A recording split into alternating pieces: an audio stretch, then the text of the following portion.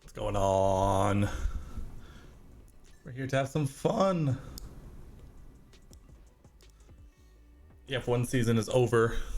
I'm not mentally prepared to handle it, and teams are already posting so excitedly about all of their new drivers for next year, and I'm not ready for it. I have not mentally grieved yet, physically grieved yet, and I'm not ready for it. I'm not ready for it, and I don't know if I will be ready for it, but nonetheless, gotta have to be.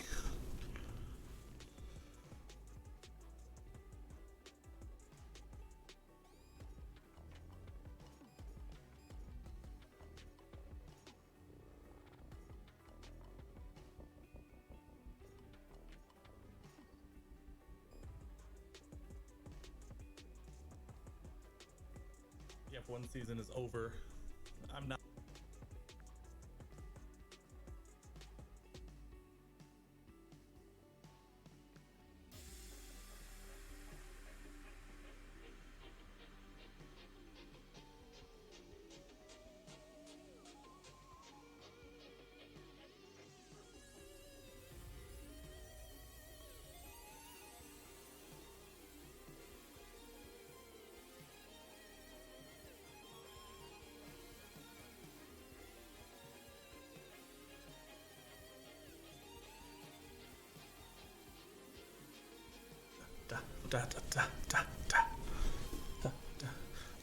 Let's go ahead.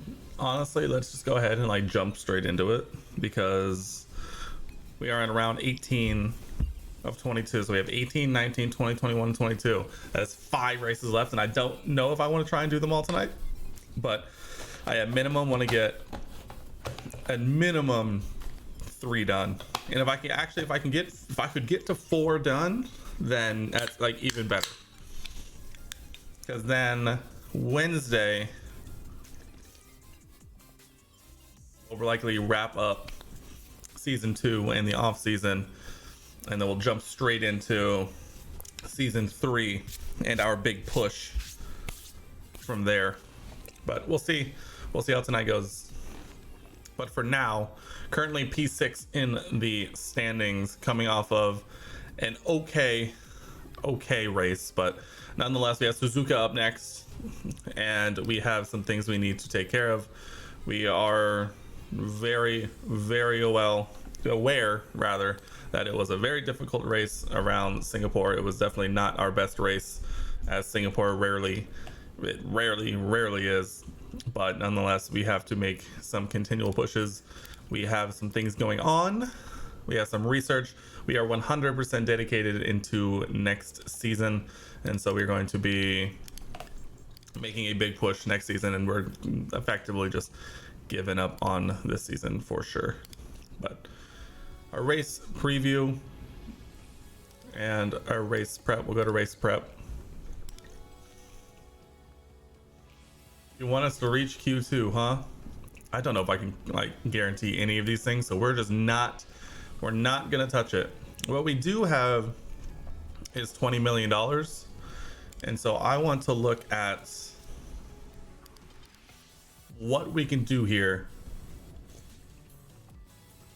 and who we have yet to really scout out as a potential.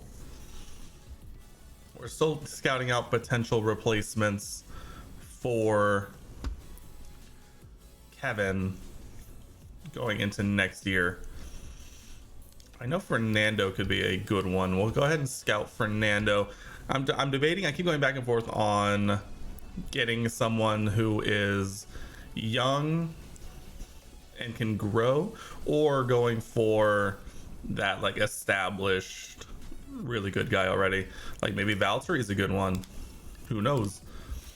But I will go ahead and scout them up. Theo also has one of these. We'll go ahead and throw that into his cornering. And any of our staff have development points? We do. I'm glad I checked. Go ahead and throw that into chassis. And Simone Rasta is an 82 overall. Love to see it. Anyone else? Anyone else? No. All right. Any facility upgrades we can do here? I think I am going to go ahead and do the suspension simulator. I'm trying to give us a good baseline for next season for all of these things. Our team attractiveness, $4 million. Sure. I need to make our team as approachable as possible when we start to approach new drivers. But for now, we're focusing ahead. Suzuka this weekend. Here we go. Konnichiwa from the Suzuka circuit in Japan. This unique... Konnichiwa. Rainy quali, huh? Honestly, our like management of all of these components so far this year has been mint, so I'm actually just gonna leave all of these alone. I don't think we need to worry about it that much.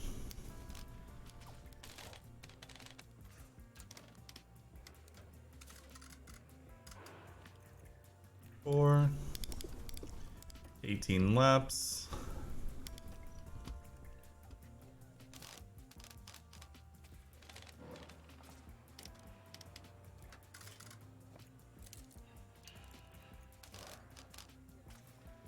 For 18 laps. Let's go practice one here in Japan.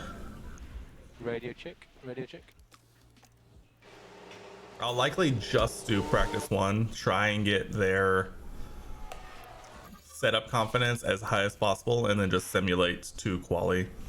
I don't think the bonuses you get for setup confidence are really going to make that much of a difference for us this year, so we're just trying to kind of steam ahead, not necessarily like speed running to the off season, but you know, we're not gonna waste as much time as we might have earlier in the season. Oh yeah. The watermelon lime juvie flavor is growing on me the more I taste it. It wasn't my favorite upon initial tasting, but I have liked it so far. So far, by the looks of it, just one grid penalty this weekend so far.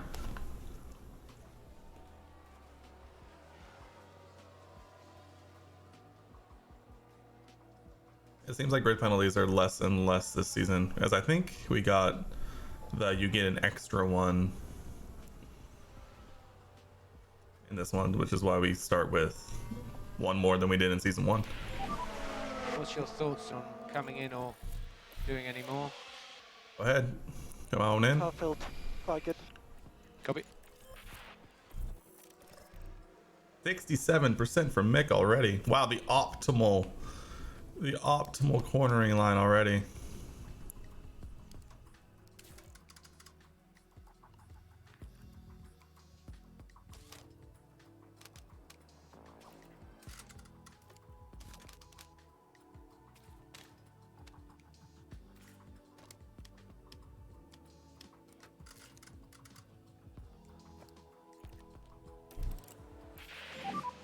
How does it How's feel? it feel? Bad. Apparently it feels not good.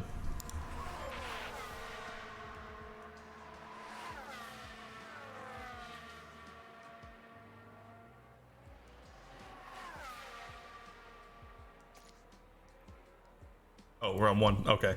I was gonna say, why was it taking Kevin so long? But it's because we were on. Oh. Everything's bad. Everything's horrible.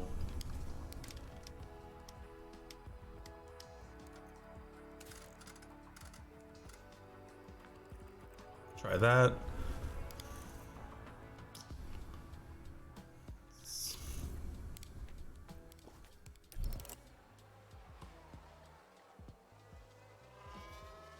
I don't care if we run these tires into the dirt. We just need that info. I think that was a crash. Albano crashing in turn 11.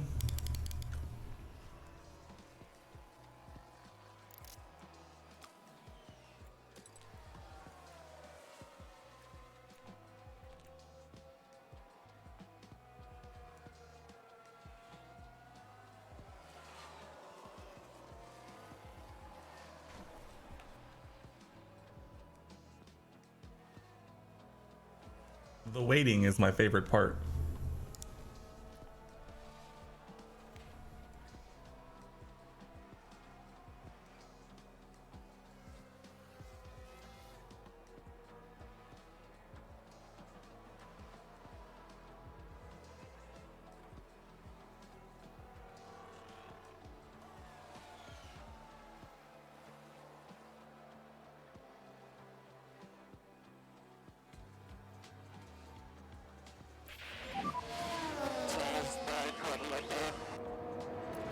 Copy. What's the situation?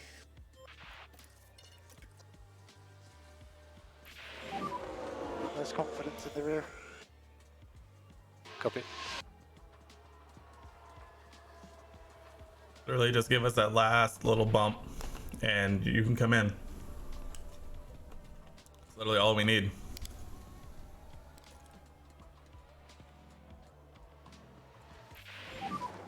How's the balance?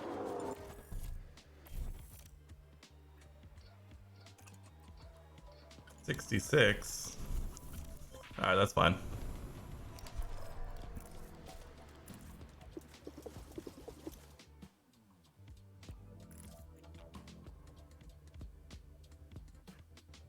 We got bad, we got bad, very bad, and worse.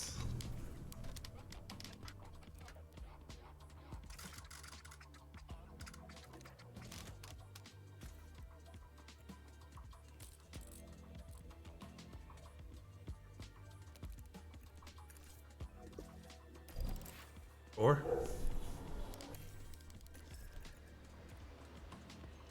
optimal grade's still bad.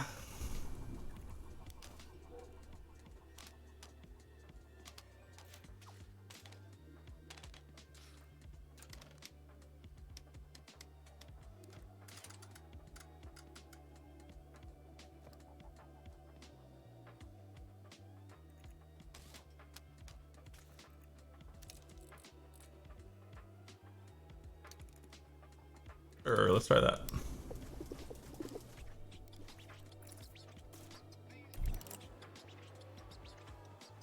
Let's give that one a go.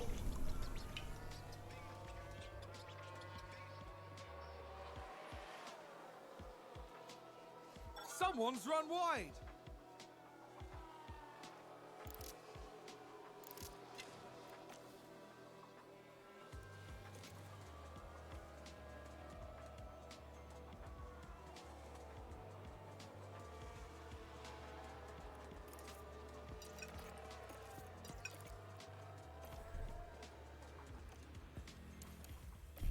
All right, I actually want to try and get like a fast lap.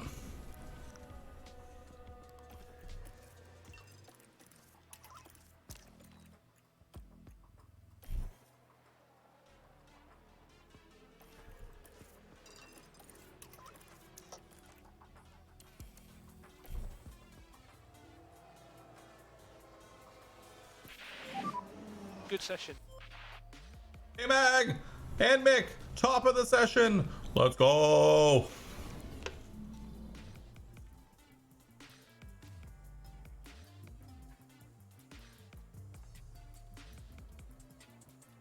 Perfect.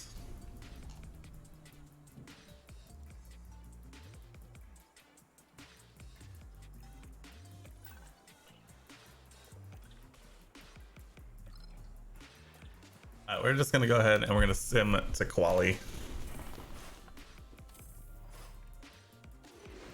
Where did we end up? With the third and final free practice session all wrapped up, We now move on to qualifying.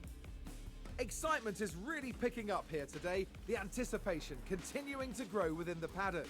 With free practice now over, drivers will have to know this circuit inside and out if they're to gain a strong position on the grid. 20 cars take to the track, all with aspirations of taking pole. Here we go, folks. It's time to get started.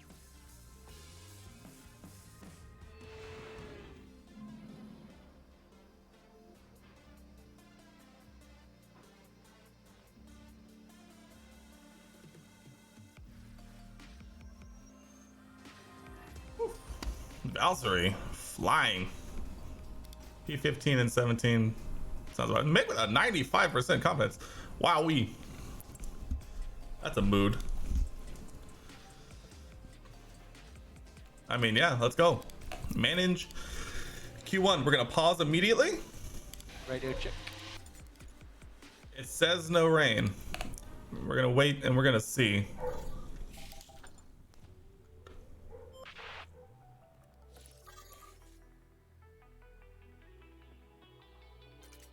All right, it says no rain for this session. We'll send Mick out with Yuki. And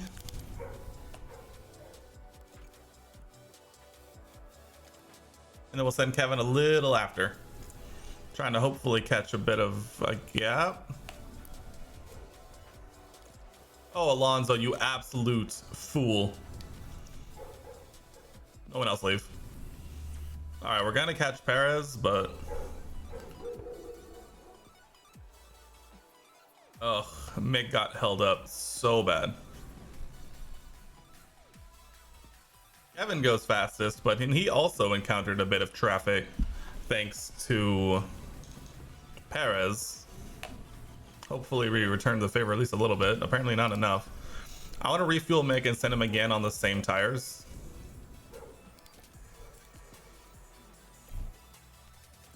And the same with Kev.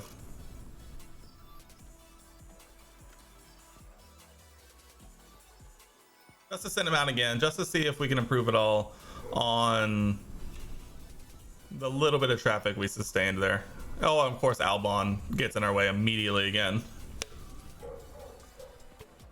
A lot of yellows.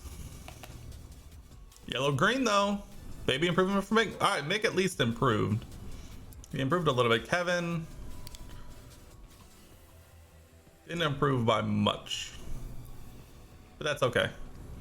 We'll now put him on the soft new tires, and we'll prepare for our last runs.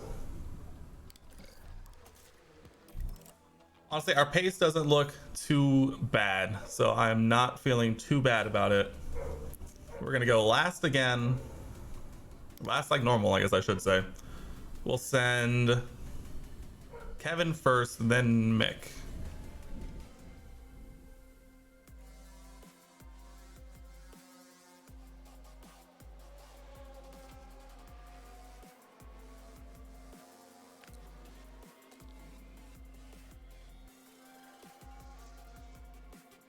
All right. I'll hop on board here with Mick. Hop on board here with Mick for our final lap of Q1 here. Should make it 10 seconds, plenty of time. Plenty of time, timed it.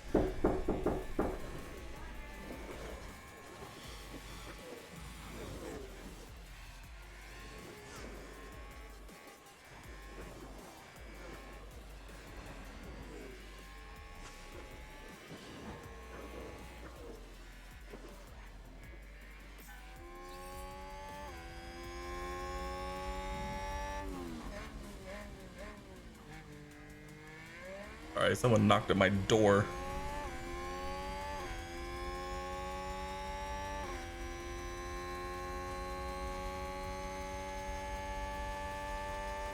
Weird.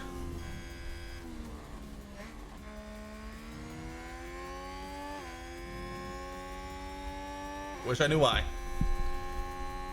We're back, baby. Kevin goes yellow, green. Mick has gone green, green.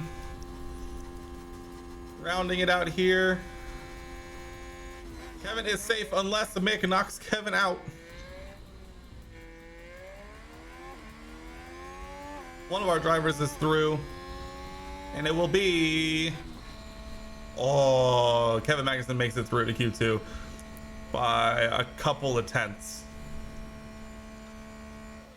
So close.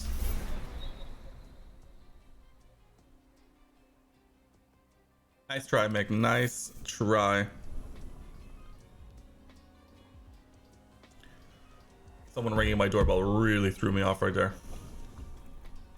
Kevin makes it through to Q2. Things you love to see. Oh, and apparently now it is full wets. It is an immediate jump to full wets, which means we are definitely out. Radio is good. Alright, it's gonna get to inters. Like it's gonna get to inters. So do I just wait? Or do I put in a banker? There's more rain now, so just watch for slippery conditions. Let's just put in a banker on the wets. And then we'll just wait for the end of the session on enters.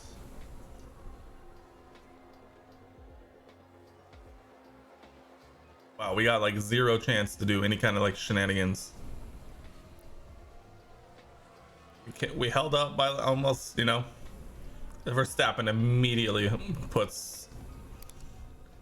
My God, man. My God, man.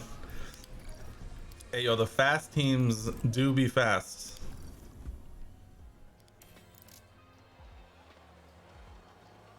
Wow.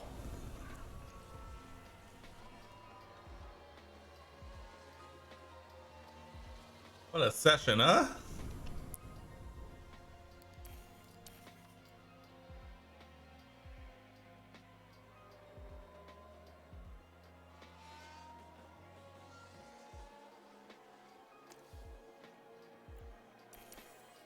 All right, we're gonna hop on board here with Kevin again. On the inters, Kevin with like over a second and a half to make up to the Red Bull of Sergio Perez is gonna need a monstrous lap here if we're gonna make it through to Q3. I don't personally see it happening because our car is an absolute dumpster fire, but nonetheless we're going to do our darndest. Kevin should, I mean, this time should be flying compared to our first time though, so there at least is that. As the checkered flag comes out, and we will be finished with Q2 here at the end of this lap. Making our way down towards Spoon, towards this back straight. Should be a green here for us, as we are now find ourselves 7.25 seconds off the pace of the first from our first lap. Can we do it? This will determine our spot here for tomorrow. Oh, by 3 thousandths. 3 thousandths. Settle. How we doing, Settle? It is not Mick's fault. Our car this season is an absolute dumpster fire. It's race day. And It's really bad. And so I literally gave up on developing the car for this season a while ago. So it is it's not necessarily Mick's fault. It is a it's honestly my fault. I didn't do enough developing this season. I also figured out that the Haas facilities are just not where they need to be at the start of a career. IRL Haas tactics, yeah, pretty much. We literally gave up on developing this year's car maybe 5 rounds ago, because at this point there's no way any development we could do would really make that big of a difference this season. And so we're pulling the parachute on this season. We're going to next season, and we're gonna figure it out. Here's the real question though: can we make a one-stop strategy work for K-Mag? Play a little track position with Kevin, and then put Mick on the strategy that at least can involve going a little more push.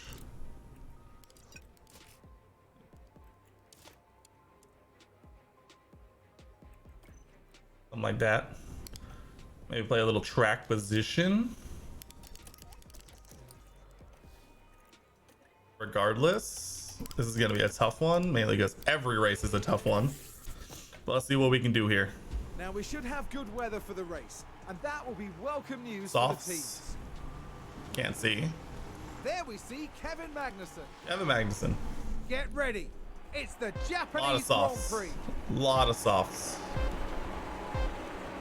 It's lights out and, And away away we go. Everyone on softs. A majority of the top 9 are on used softs. And there's Bottas down here, also on used softs.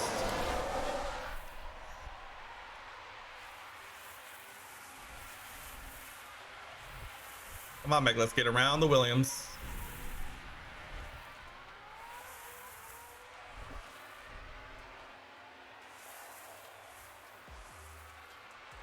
There you go. Shut the door. There you go. There we go. Just like that, up 2 positions. Kevin making a move. Kevin making a move on good old Danny, and Mick coming right through with him. Oh boy. Go ahead and lower these. Haas with an overtake. Played F1 22 co-op career with a friend, and first season you were driving with AlphaTauri, but you did so bad you got fired, got hired by Haas. That's amazing. That yeah, I'm thinking about starting an F1 22 driver career for on stream and on YouTube, mainly because I finally figured out how to set up my wheel and pedals correctly, and so I'm hoping I can be able to do that, and then do that on stream as well as F1 Manager. But for right now, I got a lot of ground I need to make up with in terms of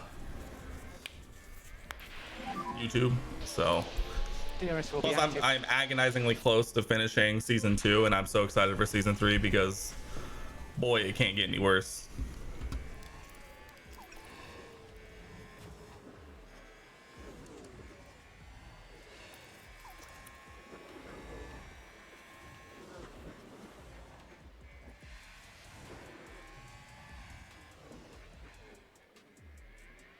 All right, let's see. We are in a DRS train all the way up to P3. Is a Red Bull 1-2. Your friend is driving Williams. In season 2, you're fighting for the drivers' championship. That's amazing. That's awesome. Yeah, I need to start doing more F122 stuff again. I was doing a My Team career for a bit, but a bunch of the footage got corrupted.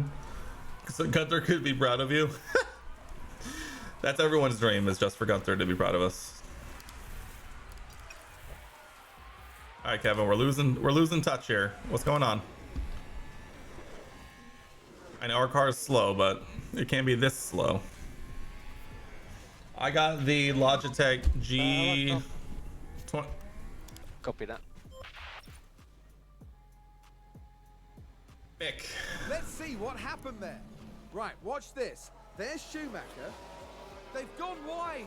They won't be happy about that. They've locked up and gone straight on. Just floor damage.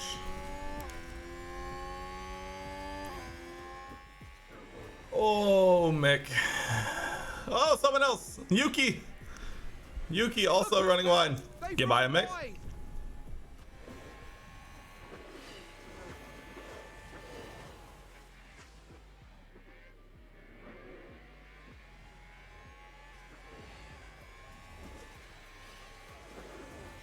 Really indicative of where our car's at this year. We're battling with the Williams at the back. We're just gonna leave Mick alone now. We're gonna play safety car, hopefully. Yeah, I have the Logitech G23. F122. I mean, yeah, there's a lot of bugs, but I feel like that's kind of what makes it fun sometimes. I mean, it was a lot worse when it first came out, and there were like all of the barriers of doom. Mick.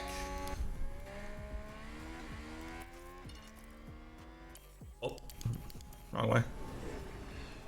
They've gone wide. Hey, just relax. Relax, Mick. I don't want to retire Mick, but at the same time, with under 4 damage, he's definitely not going to be able to keep up. And even with a safety car, I don't think it's really going to matter. We'll see how he does in like 14 laps. We'll check in at like the halfway point, and we may just retire Mick just to save the car and the components and not have to make any more components the rest of the year besides another floor. Kevin is holding on to Albon here. Albon, Vettel, and Norris. Very good, very exciting.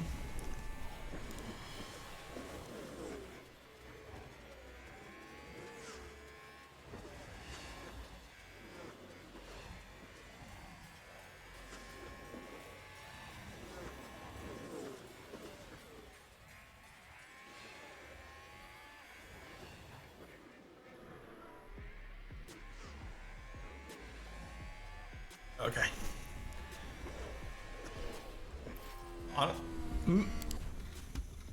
We can take a look now. He's gone. Right, watch this. He's gone. He's gone. The underfloor is obviously compromised Mick to the point of no return.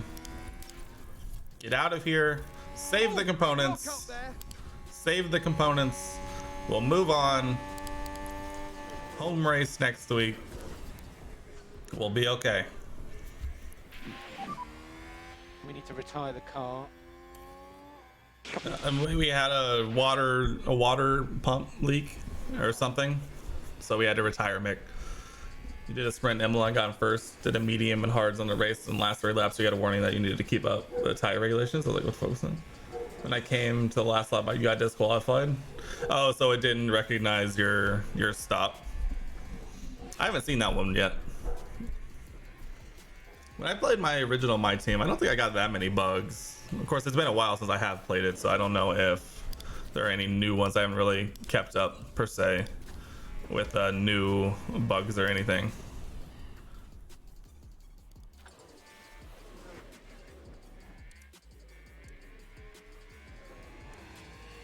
Seconds. I know there's like bugs with safety cars specifically. It's a bug with a new update. Oh, great.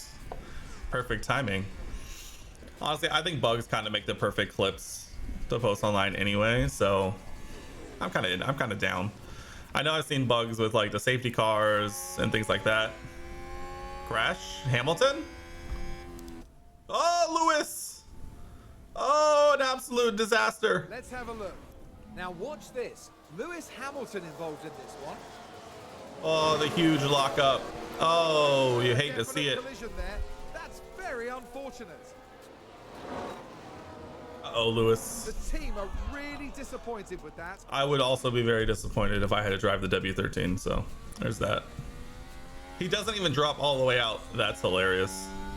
But that's a free position for us. That's a free place. We will take it. All right, let's catch up to this gap. Let's close up this gap a little bit here, Kev.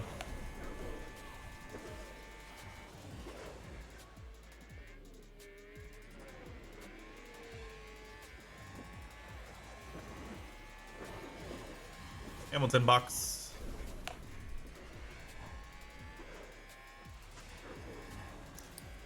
Just leave him on overtake. See if we can make something happen here.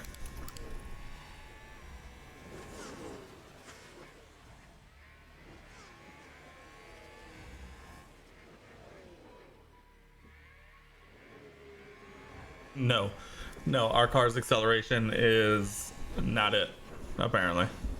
Let's see if we can make something happen out of this back stretch here down to 130R.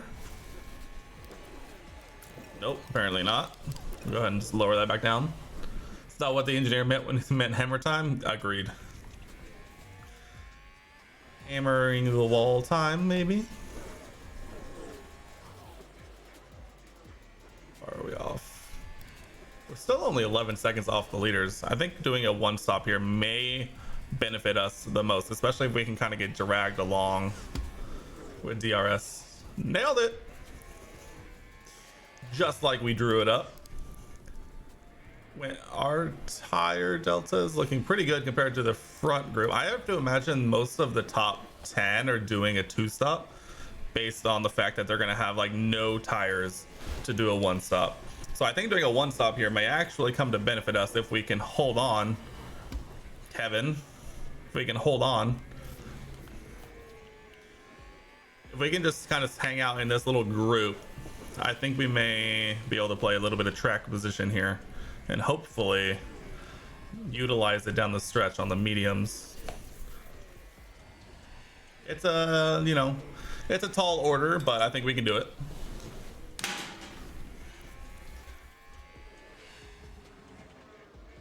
So how are we feeling now that the 2022 F1 season is over? Abu Dhabi was a lot of fun to watch, even though Max kind of just walked away with it, but it was a lot of fun to watch.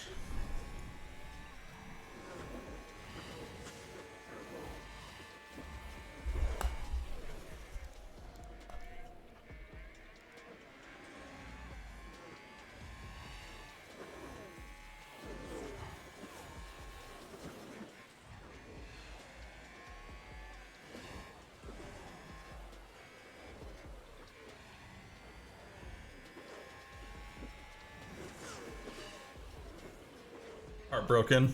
Oh, yeah, it was pretty sad. I'm not gonna lie. You've never seen such a betrayal in your life. Betrayal on whose part? Dude, our car is so slow in a straight line. You're talking about Max and Checo? That's the only thing I could think of. Max on Checo. That was wild. Man, I forgot how long it's actually been since like I've been streaming regularly. That was an absolutely insane move by Max Verstappen. Like, just absolutely wild to me. Because after everything that Checo has done for Max, to just go out and do our boy like that was absolutely insane to me. I don't understand it at all. It's absolutely incredulous. And honestly, they kind of were getting dragged, and like kind of for good reason too. Because, oh boy. It's absolutely insane.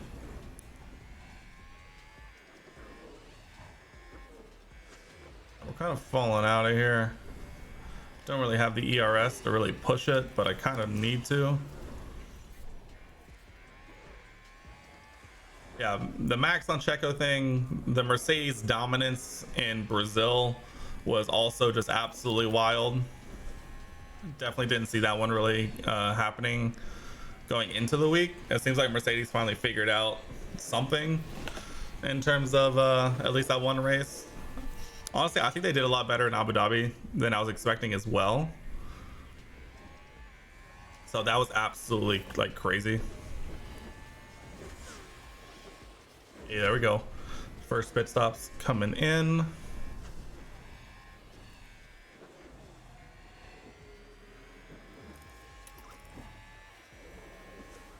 Still doing good.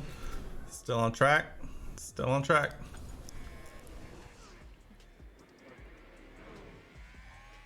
Yeah, I figured Brazil would probably work with Mercedes the best. The fans and managers say Checo crashed on purpose in Monaco. Max didn't forget about those kind of payback. Yeah, I saw that. I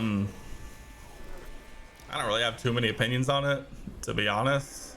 If that is the case, that's kind of really petty and like honestly kind of really childish of Max, considering he has both championships locked up. And it honestly was kind of like pretty petty in my opinion.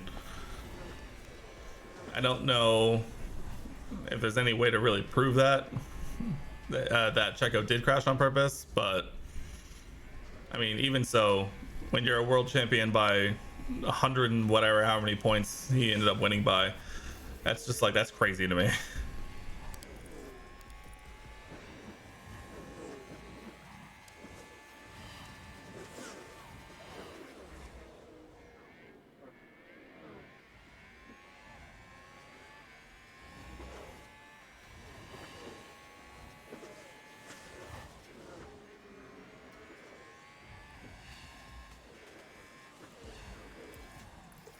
Honestly, we're out of DRS. I think we honestly need to regain some ERS here as best as we can.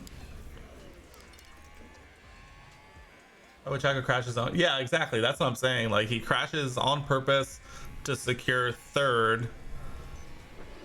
I mean, unless Checo knew somehow that Ferrari was going to just pull an absolute disaster class of a strategy to like give then put Checo in the lead. It's like I just don't understand the reasoning behind it at all. I think it's kind of just like it seems very desperate from Max fans, in my opinion. Yeah, why immediately go to Helmet Marco and then tell him about it? Like, yeah, I crashed on purpose so Max wouldn't get pole, of course. Yeah, I don't think there's any merit to it at all, and so who knows? If Max really believes that he did it on purpose, then damn, that's one way to burn a bridge with probably the best teammate he's had in a while at Red Bull. So I don't know if we'll ever actually figure out the reason, but I just don't think that's a good one.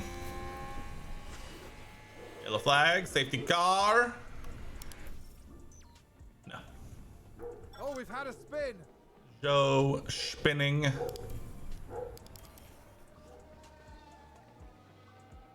You're falling off like a brick.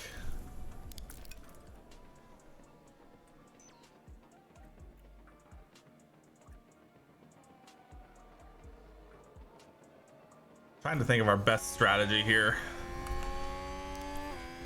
Just looking at it, I think if we pit here, and if they're following this strategy, they're going to be pitting between, I saw that, Kev, between 35 and 40 for the two stop, and then they're going to be flying. So we need as much of a tire delta as possible. So if I can push this to like lap 25 and just kind of just live with the and just live with the results, I think we might just have to do that. We just need as fresh a tires as possible to finish this. Oh god, Checo sacrificed multiple races. Yeah, exactly, that's what I'm saying. Like, Checo has done so much for Max on his way towards his two titles. Yellow flag. Oh, I mean, there was a quote from Checo about how if Max has two titles, they're because of him, which is absolutely a wild thing to say, but at the same time, like, it's kind of true. It was just kind of really crazy to hear him say it out loud. And so that was absolutely bonkers to me. But Brazil's not acceptable. Abu Dhabi said he'll do everything to help Checo for second place. But yeah, well, I feel like Abu Dhabi is a bit of a weird coincidence, because at that point, when you convert, see, I think here's my conspiracy. I'm gonna put my tinfoil hat on.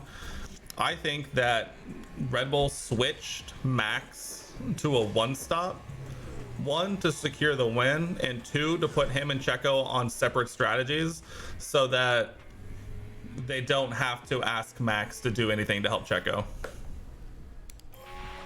That's my tinfoil hat thing, because I think if they had put both of them on the two-stop strategy, then they would have had to ask Max to do something to help Checo. But by converting him to the one-stop, and they have the perfect cover too, because with Charles converting to the one-stop, I think if they had converted, if they had the perfect excuse to Checo to be like, we had to convert Max to the one-stop to secure the win. But if you take that a step further, then you also have to say, we don't think he could have caught up on a two-stop, and then which you then have Checo's side going, well, then why did you put me on a two-stop? It's kind of wild to me. The whole thing is just wild to me.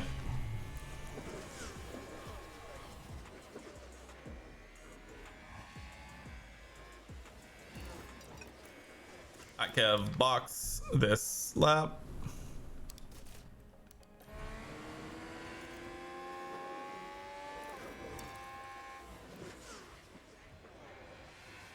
It's yeah, that's my conspiracy corner segment.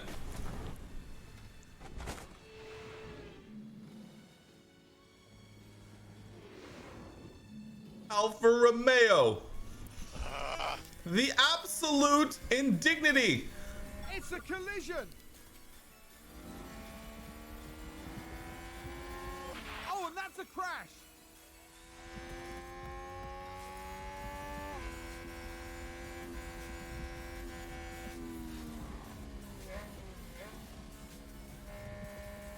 Freaking Gasly and Bottas, both Alfa Romeos crashed into me, giving me a puncture and suspension damage, and then they get to just drive off. Oh, this is horrific. Oh, this is horrific.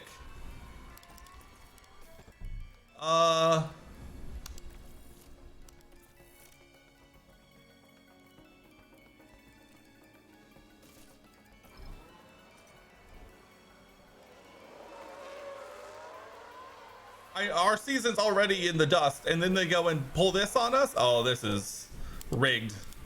I don't know if it's for ratings or views or what, but it's absolutely rigged.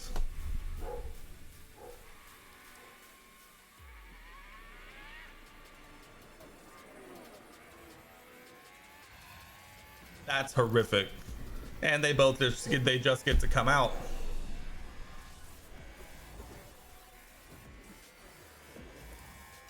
This is crazy. Yeah, it's just. I feel like this is gonna be my version of doing that, except we're just gonna do this. We're just gonna do this and just in case something crazy happens, we'll just do this. We'll watch. Here's the replay. Now just Evan. focus on the Haas.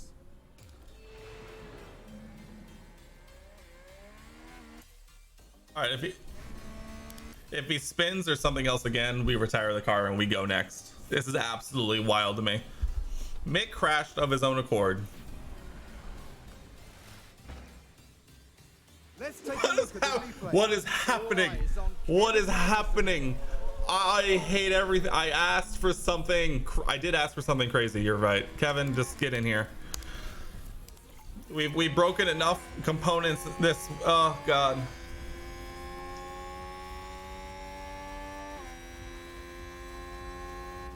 This is almost as crazy as the real Japanese Grand Prix this year.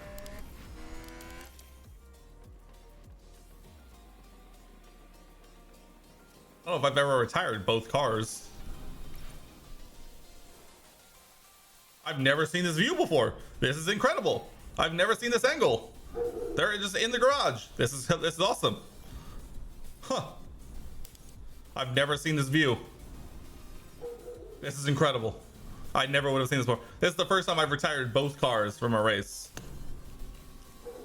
No, this is hilarious. No, I mean I'm laughing too because this is absolutely insane to me. What a day! What do I do now? I did not know you could look. I didn't know you could have this view. Also, why is Kevin still in the car? My God, you can get out of the car. Also, I figured we would have a better crowd than this. Japan normally comes out. Like, look at this. I have some empty seats all over the place. This is absolutely insane to me. It's absolutely crazy. I have never seen that. I love how they do it too, where it's like, oh yeah, they both have 5-second penalties. And it's so cool. Bottas is probably out of the points, but Gasly's in 13th. Granted, he's really far off. Yeah, that's true. That's true. People left. Both Haas cars out. The show is gone. I mean, sure, who's gonna win? I can't even watch like the actual, or can I? Can I? Oh, I can. Okay.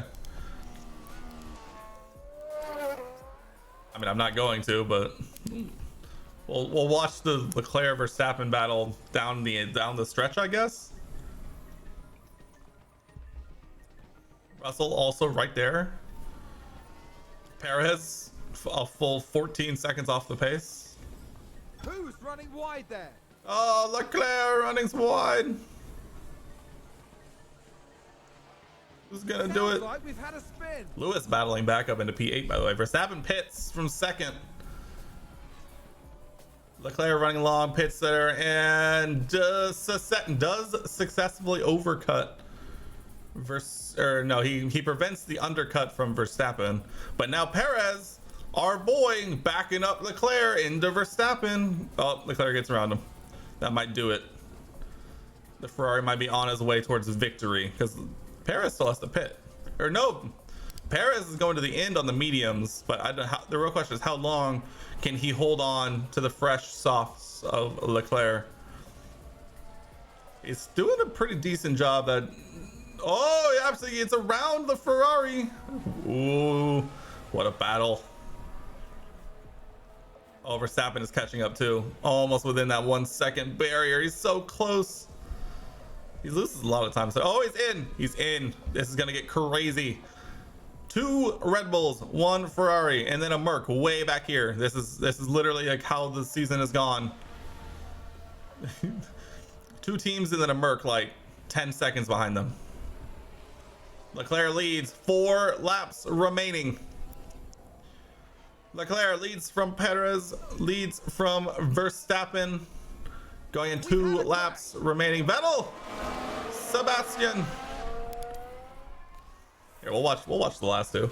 Multi 21. Except there's a Ferrari in the lead. Things you hate to see. Bunch of blue flags might ruin this race for the Red Bulls here, because as we know, the back markers can cause some absolute havoc for the lead cars. Look at that cut across. The Williams coming in clutch, but not enough to push the Red Bulls out of DRS, as it seems to happen to us every single time.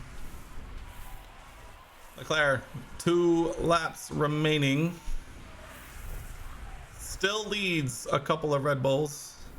Oh, Checo looked like he wanted to send one up the inside. Could not get the move done. Checo fighting with Verstappen now, slowing up, losing pace with the Ferrari. Uh-oh. No team orders here. Checo still feeling slighted from the results of Brazil in real life. Oh, and the Aston Martin absolutely in the way.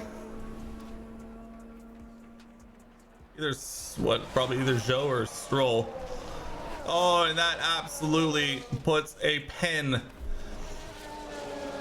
in this gap from Perez to Leclerc.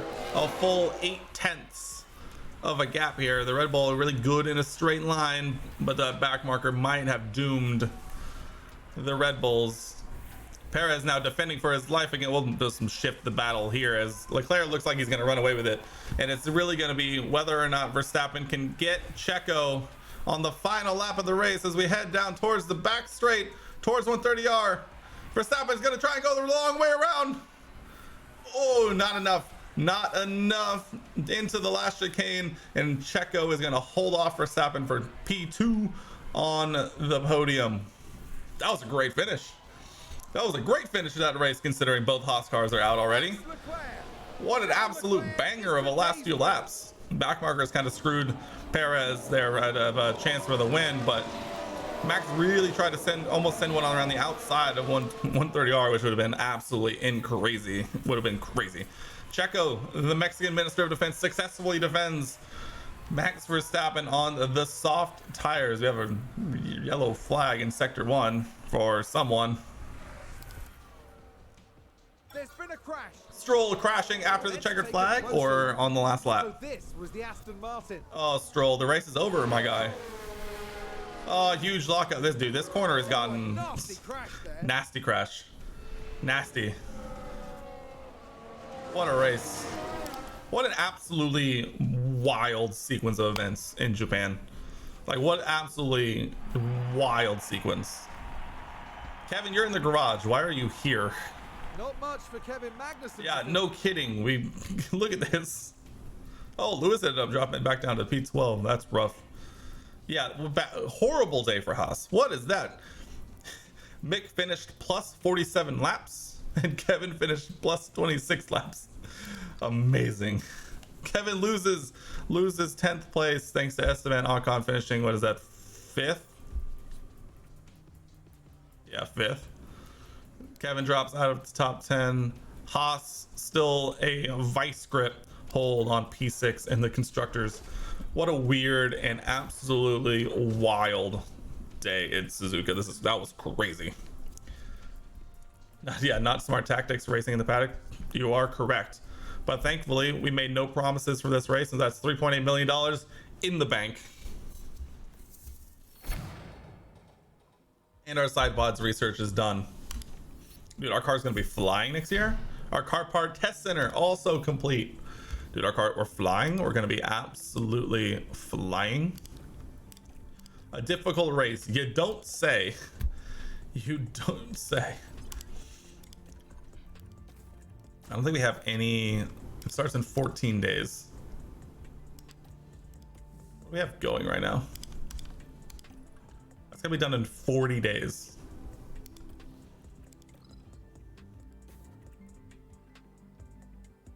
Like how 39 days? Can we just do something like really small and dumb?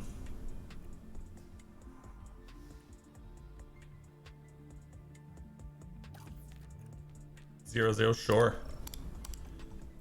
Race performance, yep.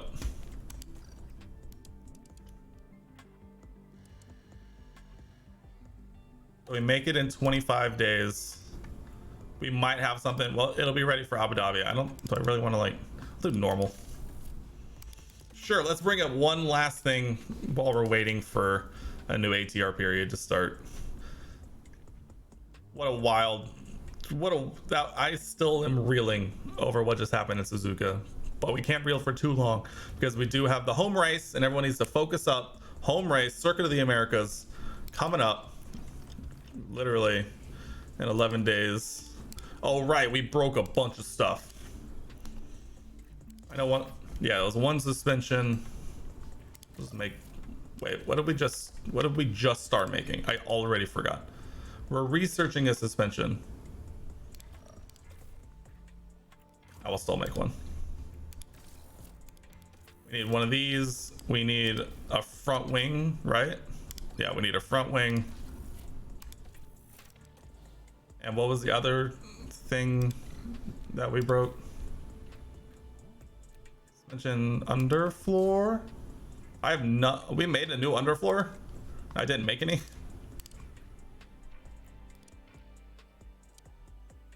I spent $3 million and just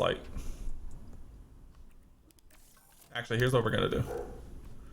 We're gonna make 2 right now.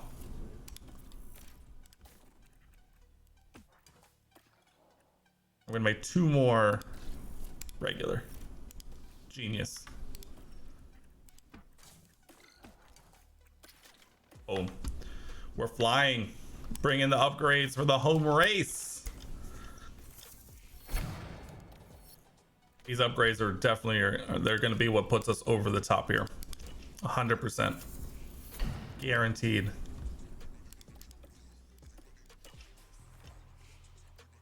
Race prep. All right, we gotta reach Q2 at the home race, right? I cannot guarantee. I can't guarantee a dang thing. Let's do it. US Grand Prix coming in hot and ready, fresh out the oven. Grand Prix. We're in Austin, but there are no wild cowboys on the track this weekend. Just some serious horsepower. It's sure to be a race to remember. It sure will be. Alrighty then. Like I did with Japan, we're gonna do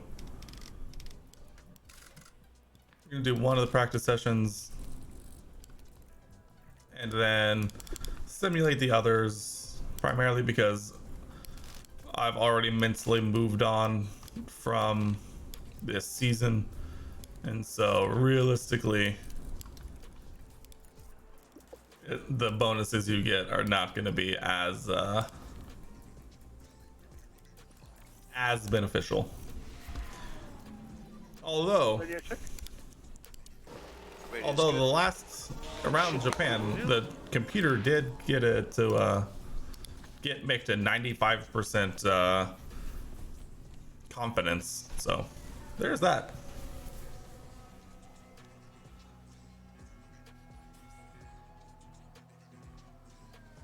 I'll ask you because I'm curious. Which of the rookies next season do you think is going to do the best? I'm thinking about making a YouTube video kind of talking about what I want to see next year.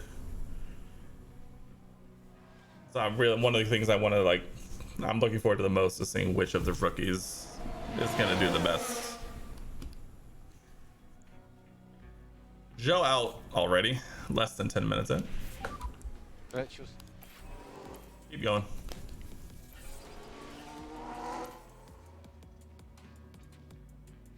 Sounds like there's been a crash.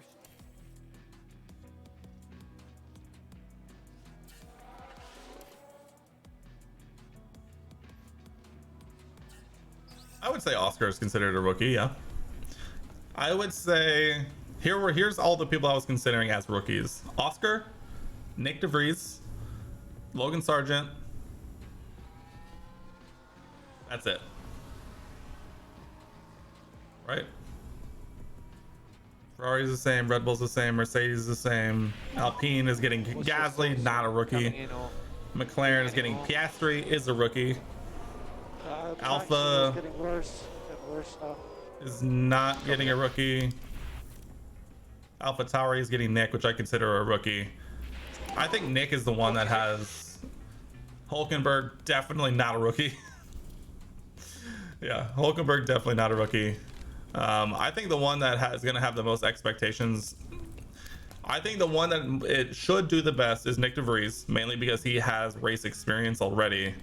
I think the one who's going to have the highest expectations on him is going to be Piastri, and that's just because of the Alpine drama.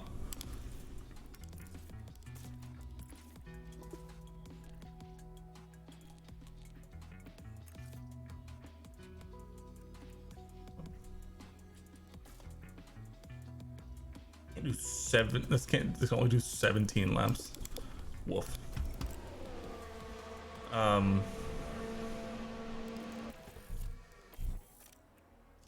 What's his name? And then I think the one who is gonna have like the least to worry about is Sargent, and I mean that's just because he's driving the Williams, and I think it's just gonna have the least amount of Copy. expectations.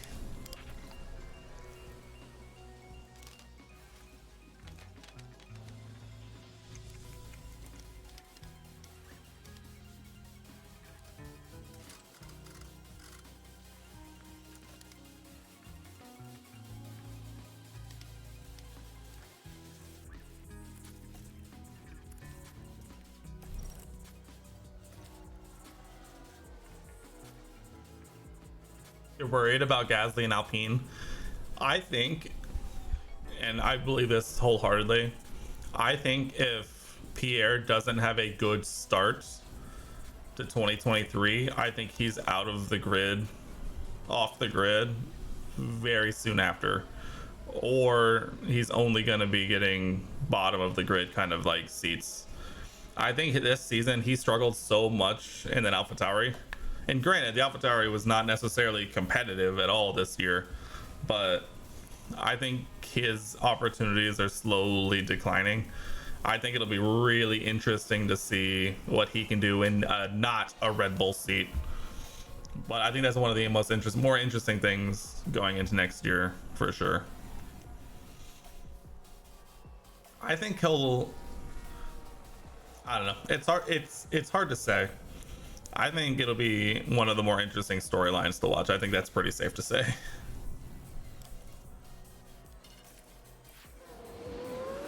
Right, 81%. Let's go. All right, try and finish this stint for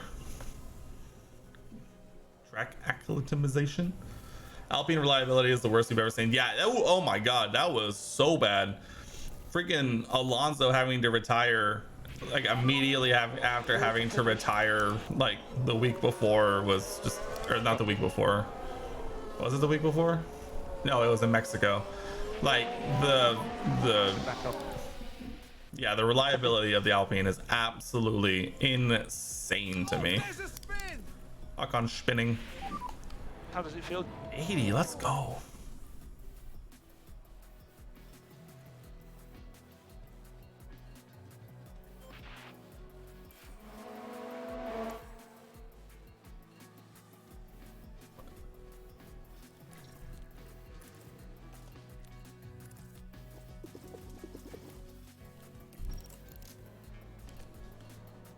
That's why Alonso fled from Alpine. I mean, well, to be fair, I think there were plenty of reasons why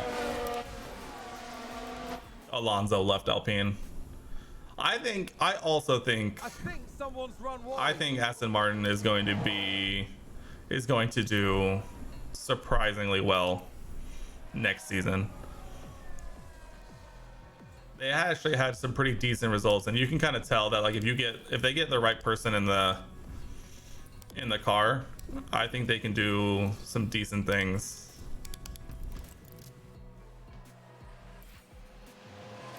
But yeah, honestly I think Alonso's move to Aston Martin makes a lot more sense when you look at what Seb was able to do in that car this season. Haas, because they have a sponsor to reach the budget. That's true. I think next year is going to be a very, very important season for Haas, just because they are now supposedly going to be able to hit the budget cap, and so it'll be a very interesting season for them. Which I'm still very upset with Haas for getting rid of Mick, but you can also tell why they went for someone like Hulkenberg, who's not necessarily going to give you like podiums or anything, but it'll be someone who can consistently get at least decent results for you. And so I'm not happy about it, but it makes sense. But I think next year is going to be a very important season for Green light. for Haas. Green light.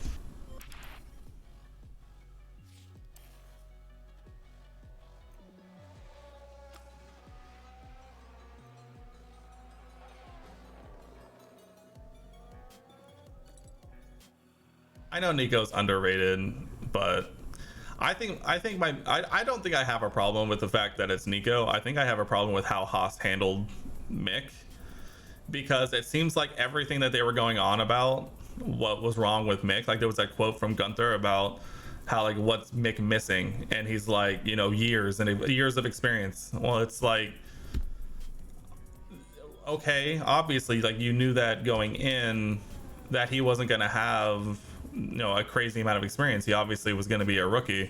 I think Haas's big problem right now is that they just don't know as a team how to develop young drivers, and so I think that's just like their biggest thing right now that they need to get figured out. It's like you can't have the best of both worlds in that you're not going to get these rookies that are going to all of a sudden be world beaters in a car that they like is really not great.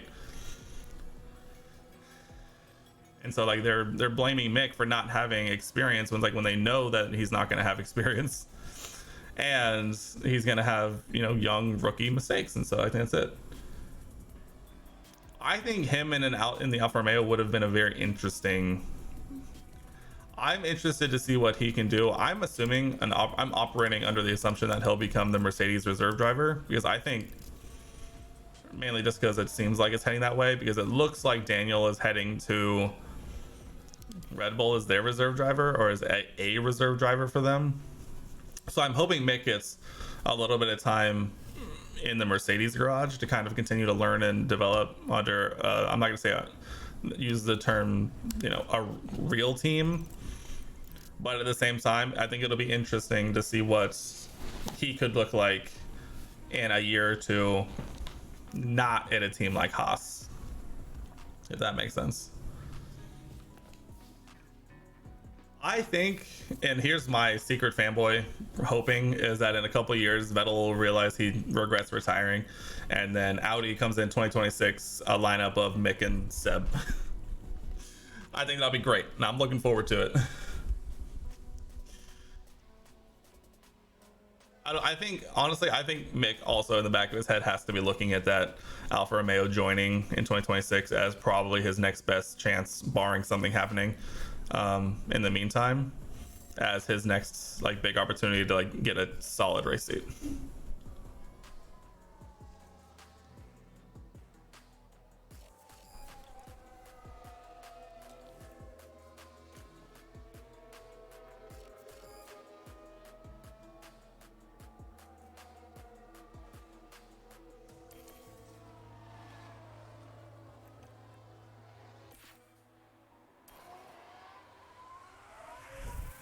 Someone spun out.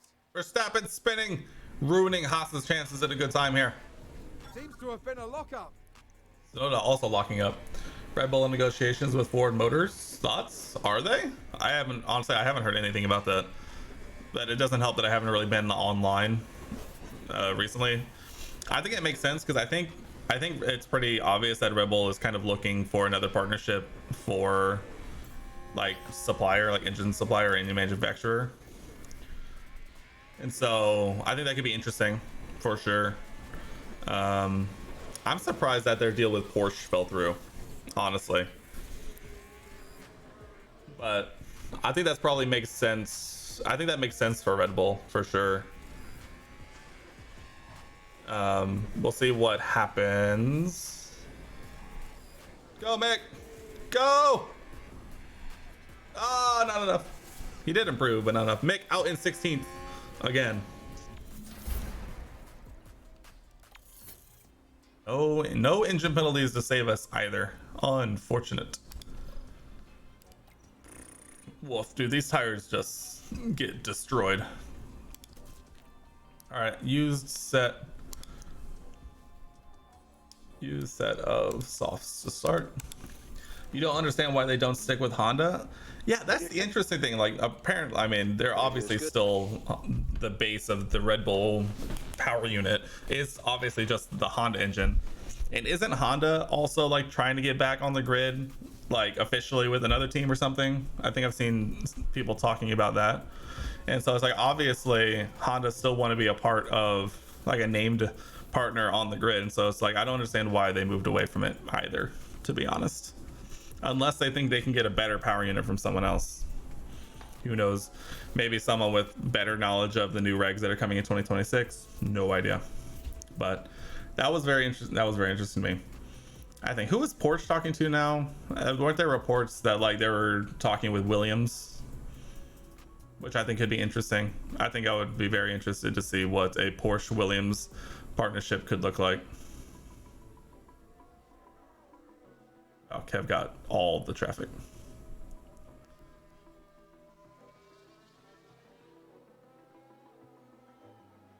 I think it'll be interesting. I think it'll be interesting to see what happens down the stretch, especially as we continue to march towards 2026 with the new power unit regulations. I think it'll be interesting to see what it looks like from there. Oh yeah, Kev getting everybody's way.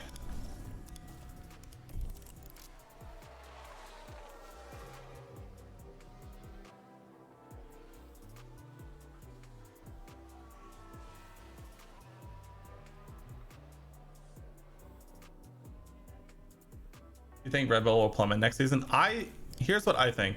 I think Red Bull is going to be competitive. I think Red Bull will probably end up somewhere around where Ferrari is this year, where they're competitive, but they'll be actually competing with other teams. Yeah, next year's is going to be very interesting because I think it's very funny to think that it feels like people forgot, especially with the like inroads that Mercedes made over the course of the year. And I honestly kind of forgot about this too and didn't think about it, in that I think people forgot, like, you don't win 8 constructors championships in a row and like all of a sudden fall off a cliff just because you had one bad year under new car regulations. And so I think Mercedes is going to be extremely competitive next year. I think Ferrari is going to be about the same. I think Red Bull falls back a bit thanks to the ruling against them for the cost cap stuff. And honestly, I think a lot of the other teams also, oh, I meant to be like on board here, Lamau. I think a lot of the other teams, as they continue to start to figure out the the new cars, I think they're going to kind of group up too. So I think next season has a really good chance of being another year where hopefully it is close and competitive and should be a lot of fun. I think for the preseason testing is going to be very, very interesting to follow. All right, Kev, thoughts? Whoa, not 15th. Let's go, dude. 14th. Let's go. We beat one car in Q2. Let's go. It's time for the final touches. Yeah, I think next year is going to be a very fun year to follow. I'm very excited to see. Gross. I think I like the idea of finishing on the faster tire. Dude, Coda just destroys tires, doesn't it? Like, actually, though.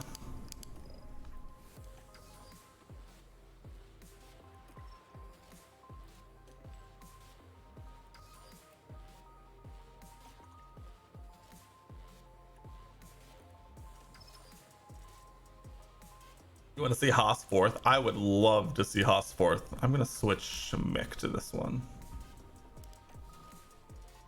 Yeah, I like that. I like that. Or at least fifth. I think Quite a few clouds overhead. I think Haas can make a big jump next year. Looking at the Haas. Ooh, different livery would be nice. I think Haas can make a pretty big jump next year. I think Nico gives them a higher floor of performance for sure. And it's lights out. And away we go. Oh wow, some people are actually on the softs. Lamau. Up into turn one. We are exactly where we started. Sounds about right.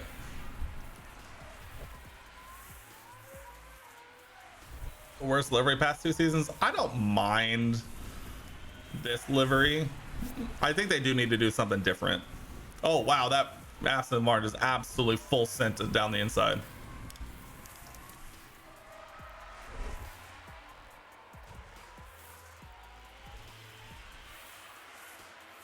Is that a new race position for Haas? I think the Haas is too easy to mistake for the Alpha this season. I do think they need to do something different. What? Who knows? But I think it should be. It needs to do something different.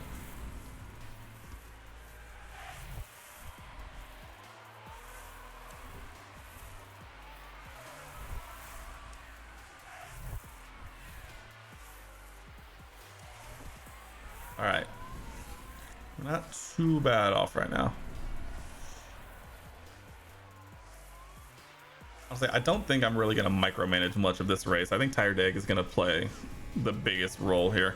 Our car in a straight line is trash. Absolutely horrific.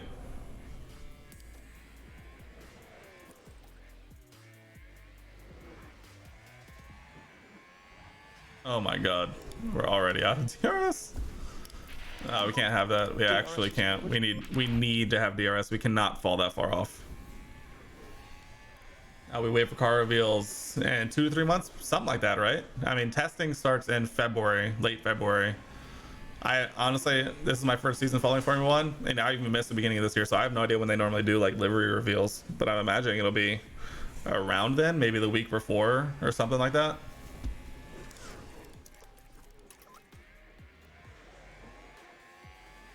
February. So yeah, I guess February is the time to keep an eye out.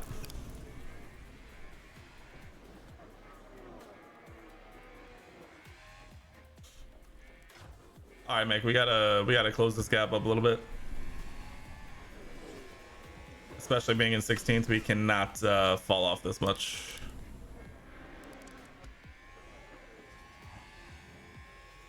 We'll have your own car reveal in February too. That's pretty cool. What for? Oh, we are 2 seconds off. Sag. Rip Mick. RIP the lad. Hi Kev, you're our only hope here.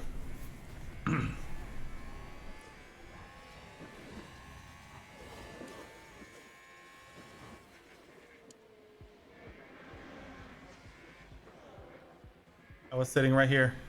I was sitting right there.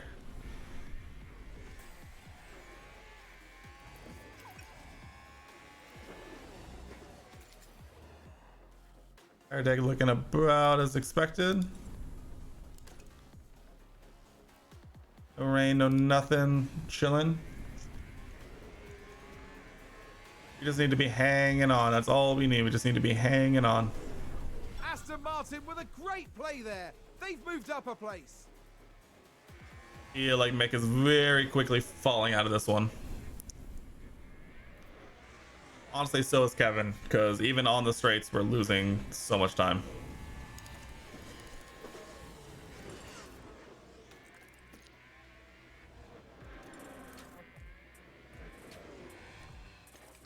Haas with an overtake there. Let's go, Mick.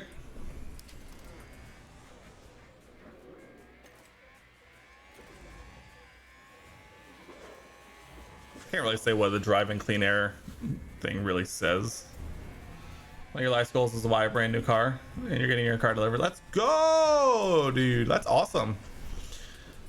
Looks like Aston Martin have just gained a Anything race fun? position. Anything you want to brag about? Hit me with the deets. I don't. The car I currently am driving is new, but I didn't like spec it or anything like that. I just picked it up off of what they had in inventory. Still pretty cool, but less like that. I do want to do that. Just gained by Williams. I would love to do that for my next car, but I don't think it's gonna work like that. Mazda CX-30, nice. Very cool, very fun. Delivered in February, very nice, my guy. Very nice. That's exciting. A little fresh start of the year, new car vibes. We love to see it. All right, Kev, we gotta close up this gap. We can't be falling out of DRS.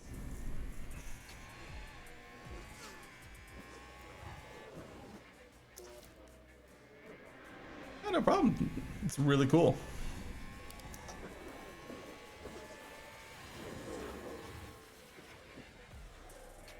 Oh my god, there's three wide.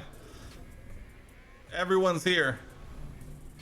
Also, thank you all for fighting so I can catch up.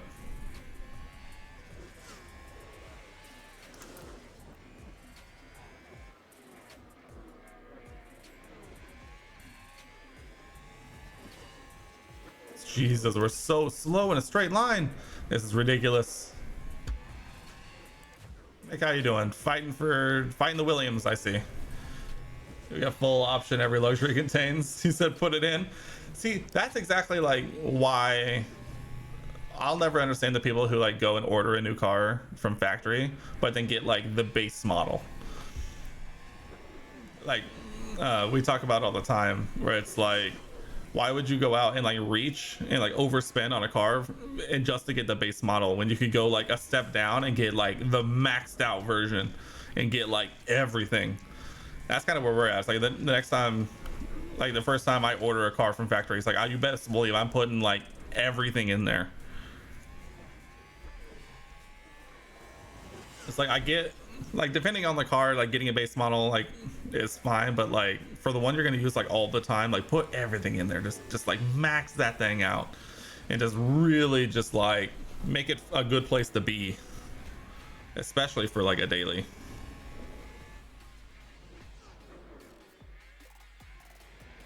You're in a DRS train all the way up to P3, by the way. Everyone's here.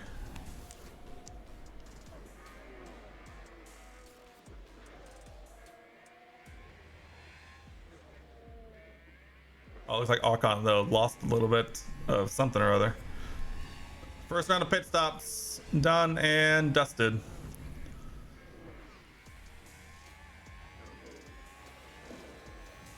That's free positions, baby. Top 10 K-Mag. Let's go.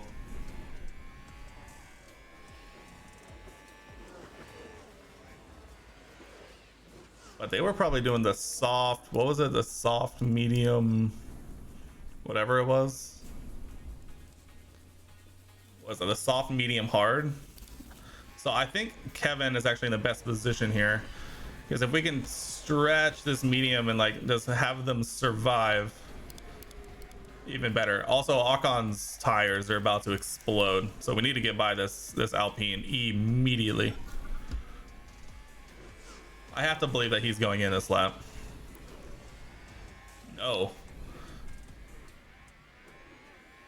Get around the Alpine, Kev. Come on.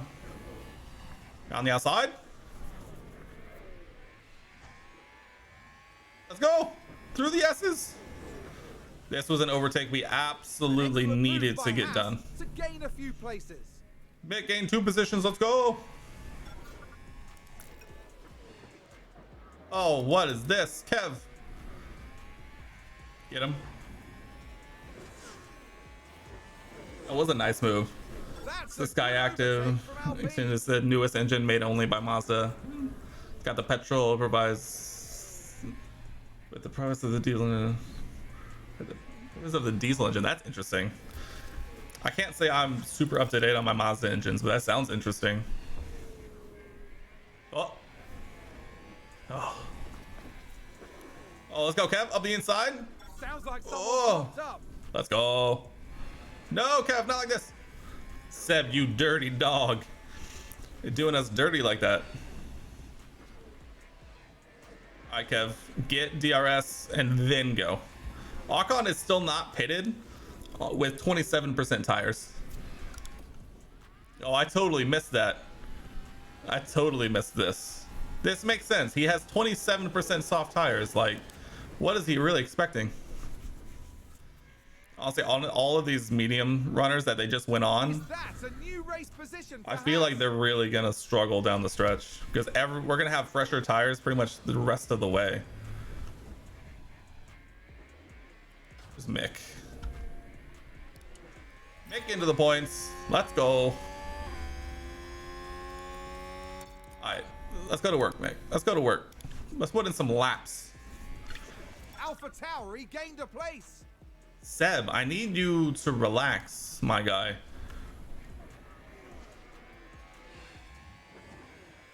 Haas with an overtake.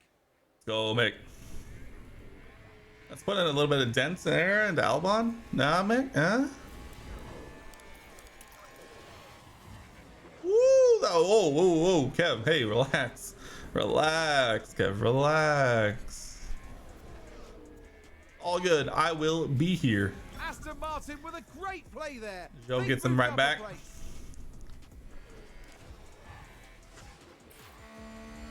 Kevin! Let's see what happened there. All eyes on Kevin Magnussen here. Kevin, we were going so good, Kevin.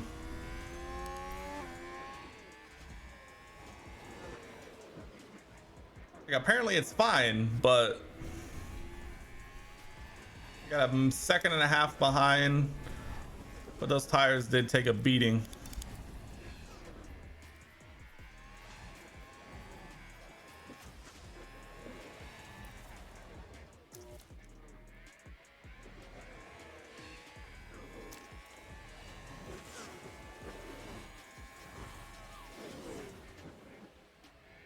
Haas with an overtake there. Yup, gap him. Gap him.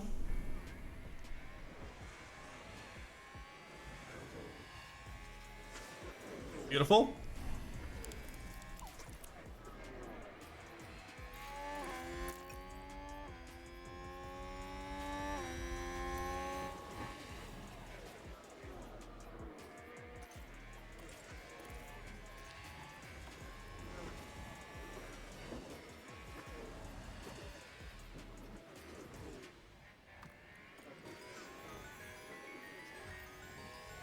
Okay.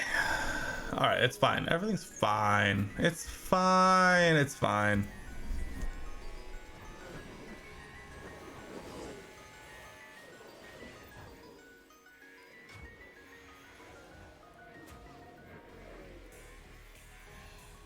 Verstappen pits, Perez pits, Hamilton pits, Ricardo pits.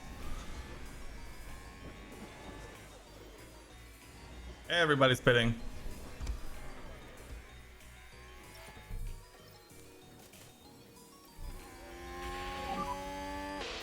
Box, box. Box, box. Box. Copy, box.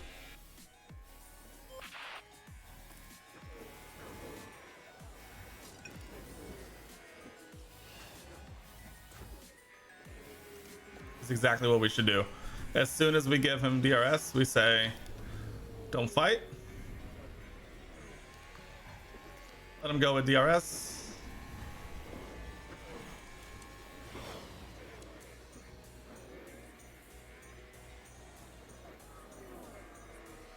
Alfa Romeo just moved up a place. How did Kevin fall so far behind? That's ridiculous. Alright, Kev, harvest DRS, Kev, harvest DRS. We need DRS here. Oh my God, we're falling away. Oh, and Ferrari just gained a place. That kind of scared me. Where I was like, did Mick like spin in the pit lane or something? I wasn't paying attention.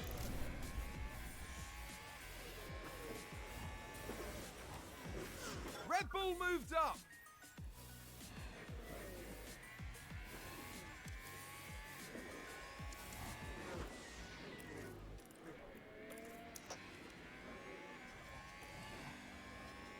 Solidify ourselves into that 1 second gap.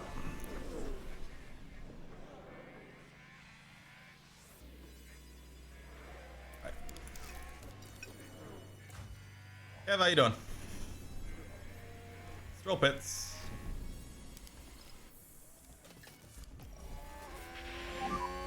Box, box. Box. Copy, box. Yes, Gasly, Hamilton fights ahead of us. We need as much help as we can get.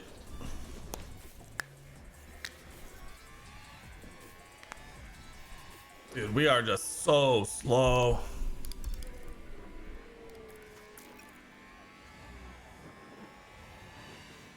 And there goes Norris.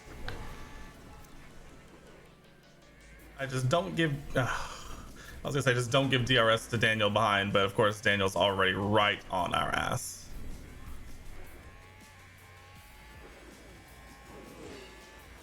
Woof. Is that a new race position for Haas?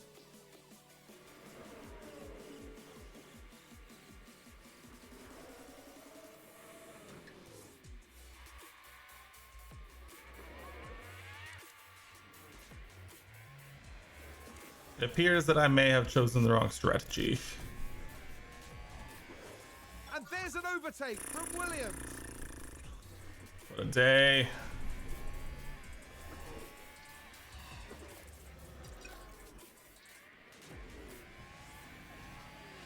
Is there any universe in which we could stretch this to the end? If we literally go conserve tires, we may be able to go to the end, but there's no way. There's just no way, unfortunately. This is a tough one. This is a tough one to swallow. It feels like we were in a semi-decent position, and then our car, with just the lacking of pace, just really just sent it down the old drain for us. But we knew it was going to be tough. We knew it was going to be tough, and we knew where we stood, unfortunately.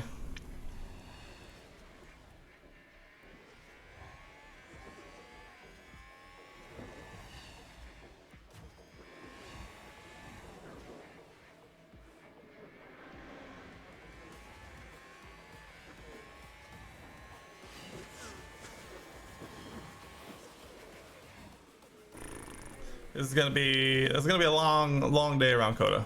I can feel it.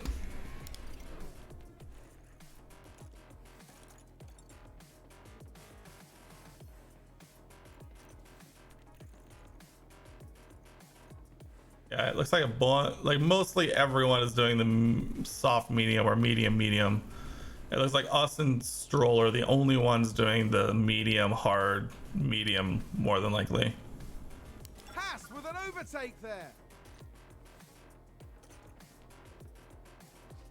I wanted both of us to reach Q2. Oh, that sucks. I thought we got at least one of our sponsor goals, but apparently not because I wanted both cars into Q2.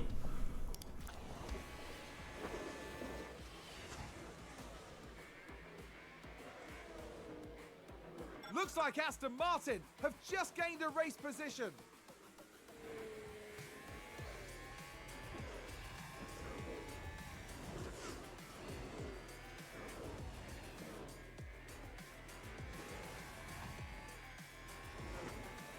Oh, what a day. Aston Martin with a great play. Just... They've moved up a place. I don't know, man. You know, I was hoping we could do better, but unless something happens, it just doesn't seem like it's gonna be our day once again. Speed it up a little bit. No point beating around the bush here. We're gonna struggle. Might as well go a little quicker. Maybe something will happen. Maybe we'll get a safety car late or something. Kind of maybe keep things interesting, but we're battling two Aston Martins right now, so less than ideal basically is what we're saying here. Is a little less than ideal. I mean, Mick and Joe are fighting to be 13 seconds behind 14th, and Kevin is fighting with Stroll and Sonoda on being 5 seconds behind them, so not necessarily the best way to be as of right now. We're gonna play a safety car game. We're gonna keep going, but this race is looking to be pretty over as of right now.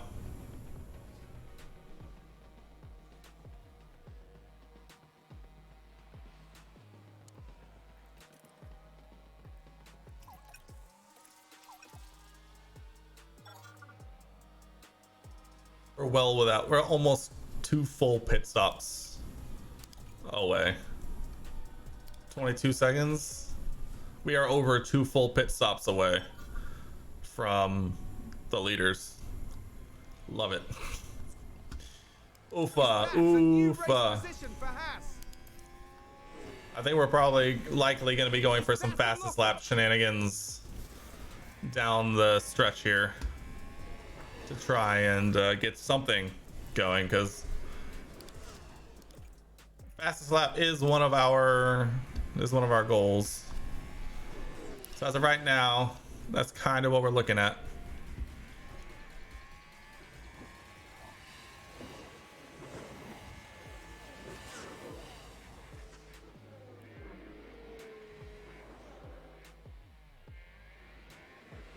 The next round of pit stops are upon us.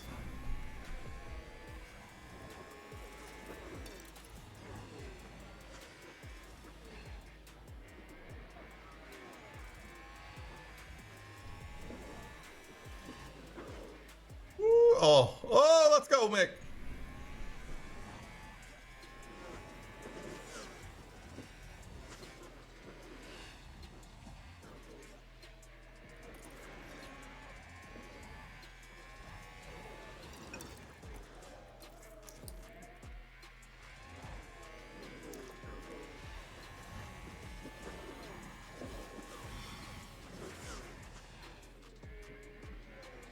Haas with an overtake.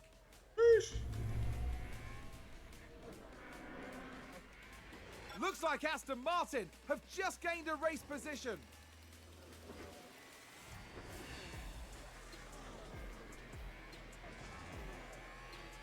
Yellow flags. No safety car. Damn it.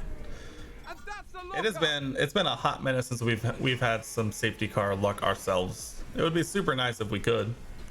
Haas Not with an gonna lie. overtake there. Oh, people doing soft medium. Oh yeah, no, it is gonna be the soft medium hard.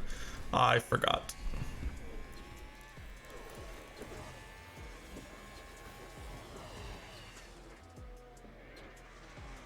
Verstappen, Perez, Hamilton, all pit, and Ricardo and Vettel.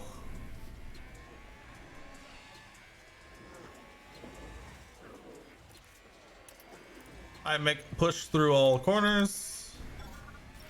We box this lap for hards. Box, box, pick and pump. Kevin gets a little bit of free air. He says as he's coming out behind Vettel, it looks like. Tough day at the office. Tough day at the office on this one.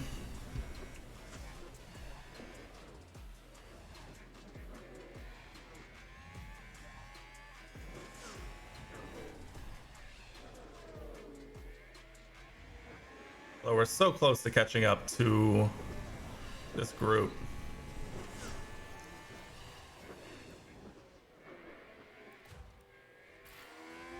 Kevin! Stop. Safety car! Safety car! I think there's been a lockup.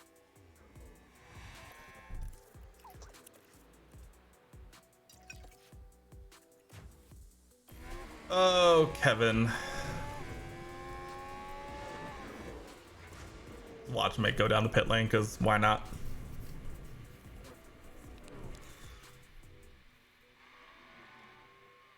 .9. We gotta get our pit stops, just gotta get better.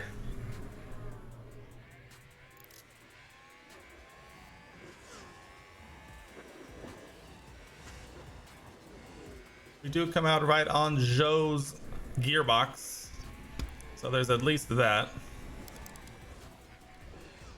Oh, and we're gonna have a slim tire advantage the rest of the way. Kevin's gonna have the best tire advantage out of all of us. The problem is we're really far down the order.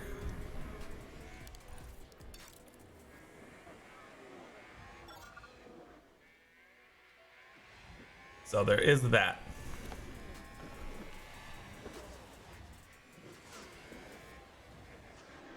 I don't suppose anyone else still needs the box. Stroll up in 14th still needs the box. Other than that, no. Aston Martin with a great play there. They've moved up a place. Find Kevin in some free air.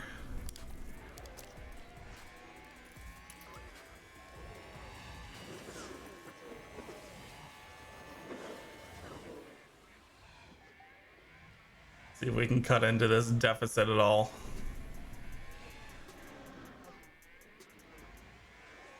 Is that a new race position for Haas? Oh, Mick.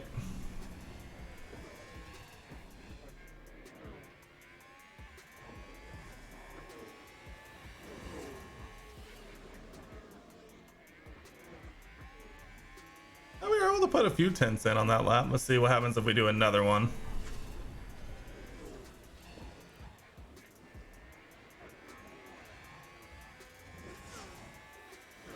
We can somehow get back into the DRS range of Stroll and at least beat him since we're on the same race, it looks like. I mean, we've taken out over a second and a half.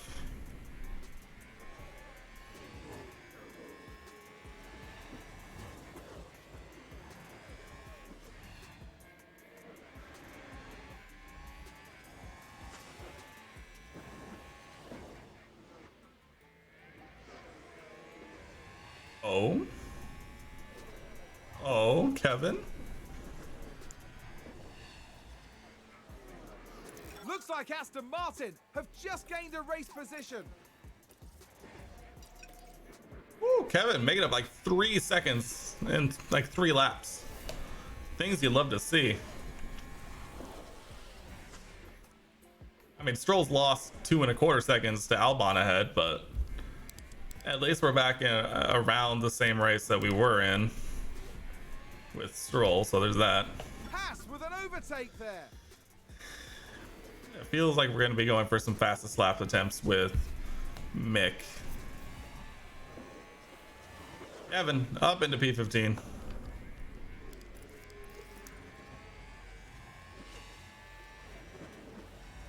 Haas with an overtake.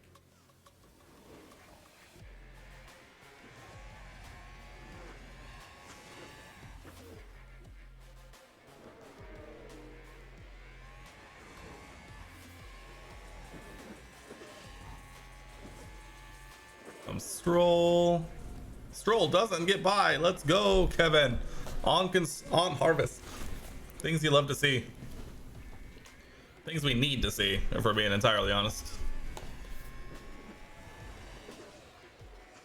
We have lost about a second and a half to Albon ahead, though. There is that. Woo! Flown by. Absolutely destroyed.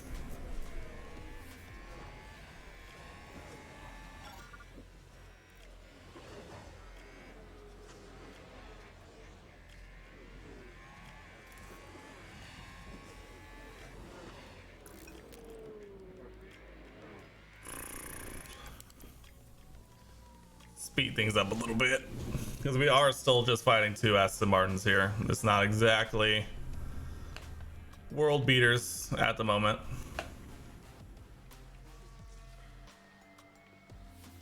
Waiting for Kevin's pit window to open back up.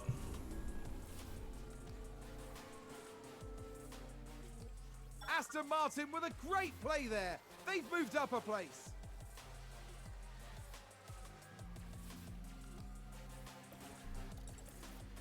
All right, Kevin, box.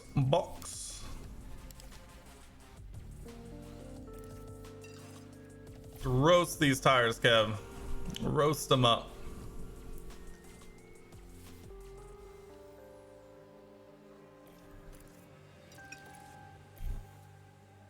Jesus, and still caught up.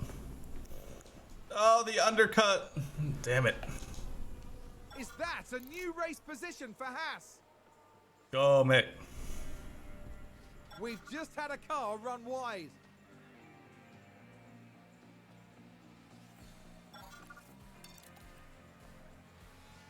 I mean, do we even have any fresh sets of softs? We do. We have one.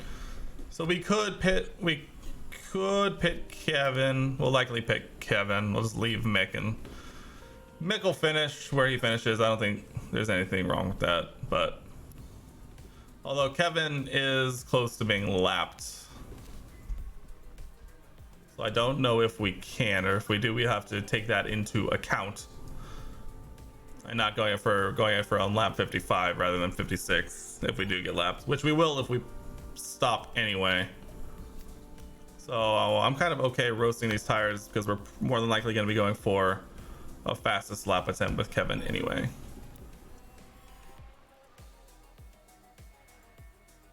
Kind of just playing the waiting game now. It's unfortunate, really. There's you can see the moments in each race where it's like you can see where we have a chance, but we just can't seem to get it done. We're getting a lot of notifications for Mick and Joe just trading back and forth. Safety car. Oh wow, actual safety car.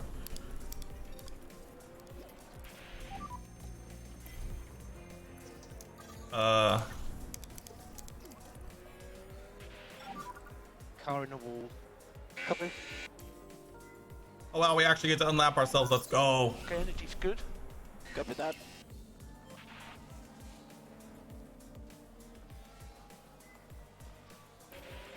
Or are we gonna Loads of catch energy. the safety car? Yeah, okay. Are we gonna catch the safety car?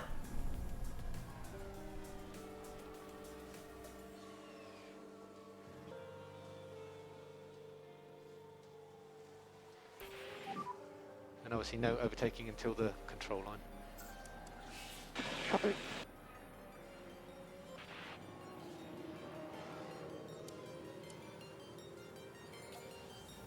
I mean,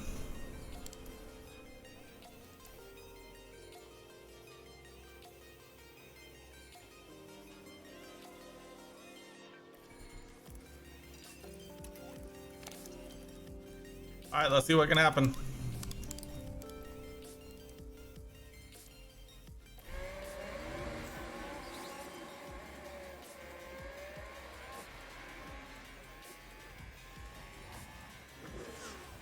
Woo, the bunch up.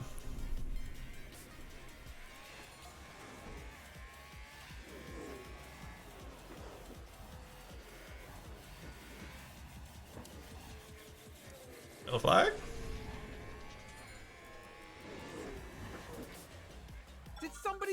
out there. It is spinning.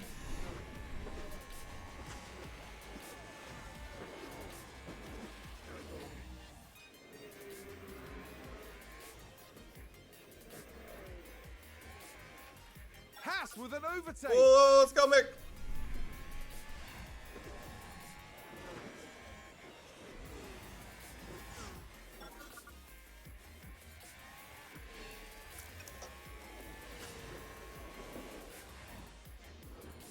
Haas with an overtake there. All right, Mick, we got a lot of ground we need to make up.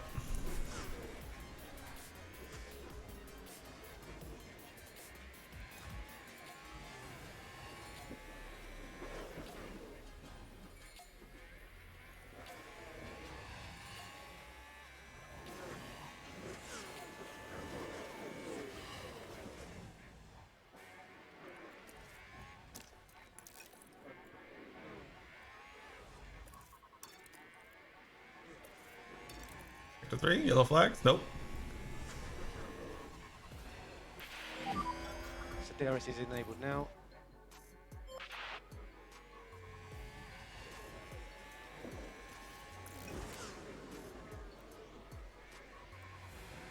All right, so we have 2 laps to get 2 on old hard tires that are only better than Gasly.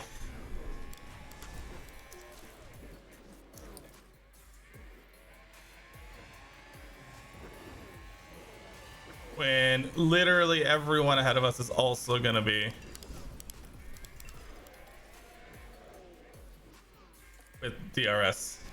I mean, all things considered, considering where we were, a P12 and P13 finish would be absolutely juicy. So these last 2 races have been absolutely crazy, going either way. One where we all of a sudden we're getting shafted, and the other one where all of a sudden the late safety car helps us not necessarily get points, but at least be within, you know, spitting distance of points, which is something. Something absolutely insane is going to have to happen here for us to get points, but we've seen crazier things happen, that's for sure.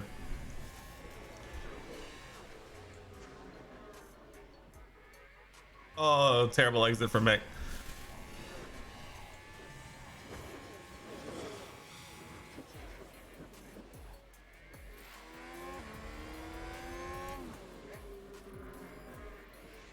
Ooh, look at Daniel Ricciardo up there in 6th. Crazy. We have low batteries. Copy. Oh no, come on. Honestly, we went from thinking about only getting a fastest lap, no non-point, to finishing 12th and 13th. All in all, that's not bad. All in all, that's not bad. Copy that, just Take all the pickup. I mean, honestly, not a horrible result. Definitely better than where our car Exceptional work from is. Mick Schumacher. Yeah. That's yeah, that's how you do it.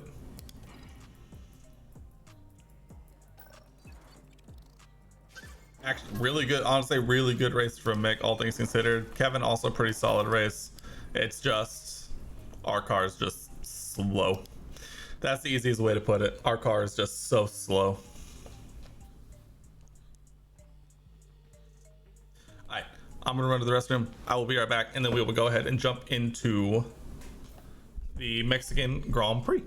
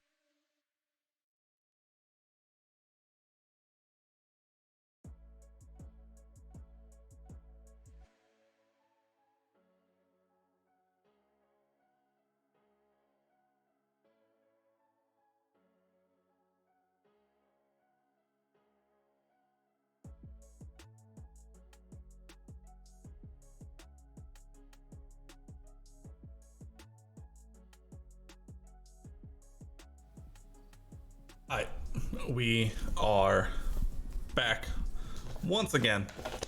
Coming off of a sad in the fact that this is how it goes, but true statement in that a P12 and 13 finish at the US Grand Prix is a very successful finish for us this season. We head now to the Autodromo Hermanos Rodriguez for the Mexico City Grand Prix. Couple of things to take note of though. One, we have some emails we need to go through, which are pretty much just like, you know, difficult race. We know it's a difficult thing, but the more important thing is the ATR period starts today. Very important, and so we are going to waste no time, but we're going to waste no time in doing this first before we forget. New project, no engineers available. Perfect. And by we're gonna do it perfectly. It means in 11 days, that's when we're gonna start. I forgot I did this. I forgot I did that. That one's on me. That one is definitely on me. We're gonna do this first. We're gonna do development points for our drivers. Everyone's got one. Everyone gets one. Everyone's getting a cornering upgrade because we need some speed in these cars. Checking the staff too while we're here. No, even better. We're just gonna go forward, go forth and conquer. While we wait our board confidence check-in, they are satisfied with our recent work. That's fair. You know, this season has been a very difficult one for us. Our car has definitely not been up to the standards that we would expect ourselves to be as the Haas F1 team. But we're gonna do our best to finish the season strong, and then go into next season even stronger than before. Our tour center is in poor condition. We can't have that. Hospitality area is also being upgraded. Our suspension simulator will likely be done by the time the off season rolls around, so we're not too worried about that. But the Mexico City Grand Prix starts now. Music is in the air this weekend, but it's not mariachi we'll be hearing. It's going to be the roar of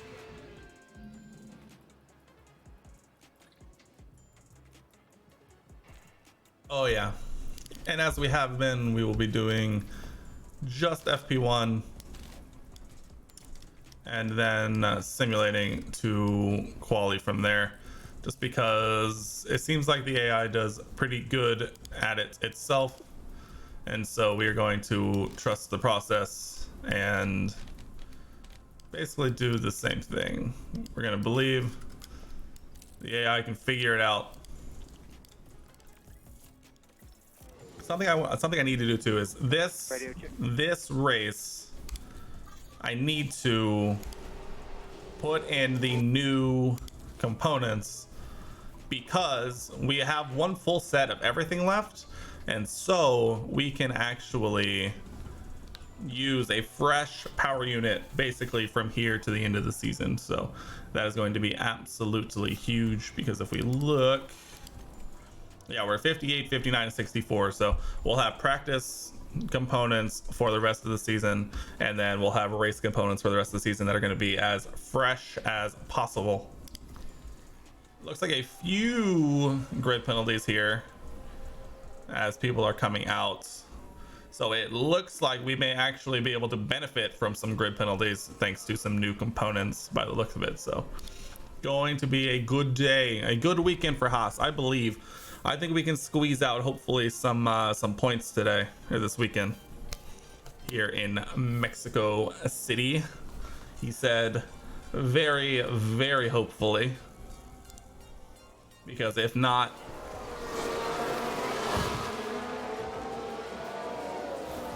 we can take a look now. All eyes on Kevin Magnussen here.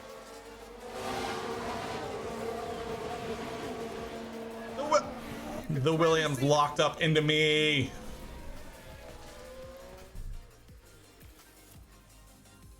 I mean, how minor is minor? Is it just minor?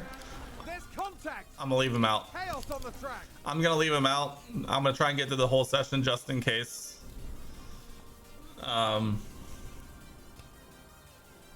Something else happens. What's your thoughts on coming in or doing any more? I'm gonna leave him on the same wing.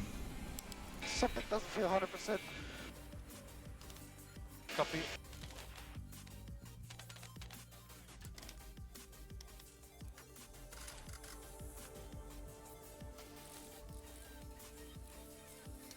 Sure.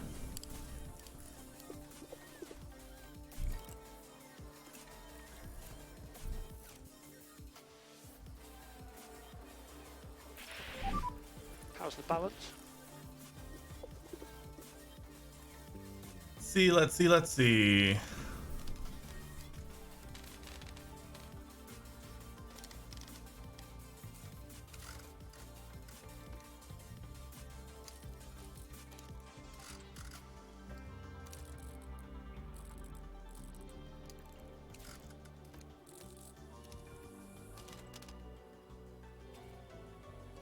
Sure, let's go with that.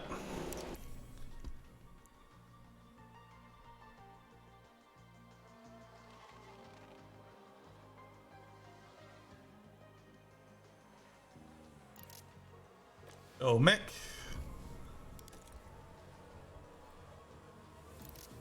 Take us to the finish.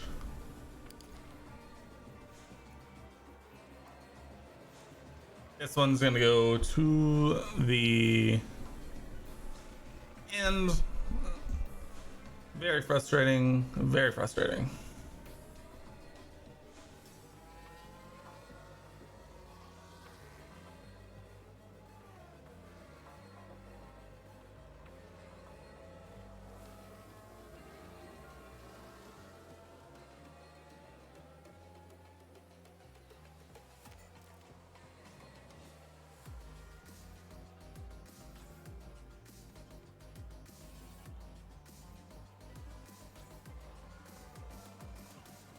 Um.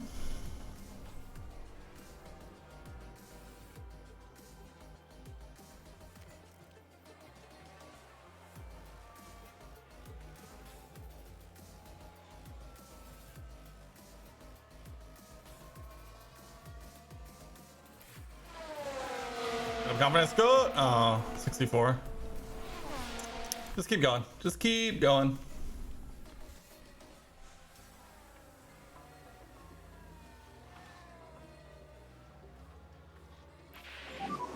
What do you think? Great. 82% from Kevin. Copy.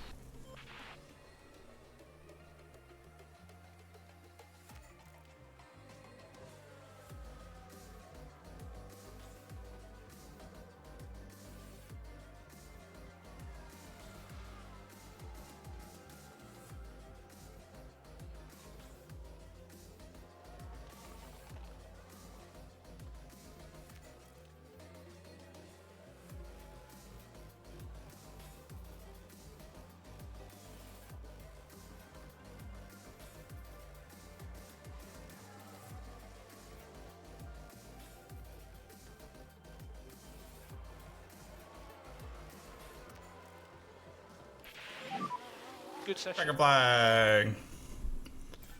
Decent sesh. Decent sesh.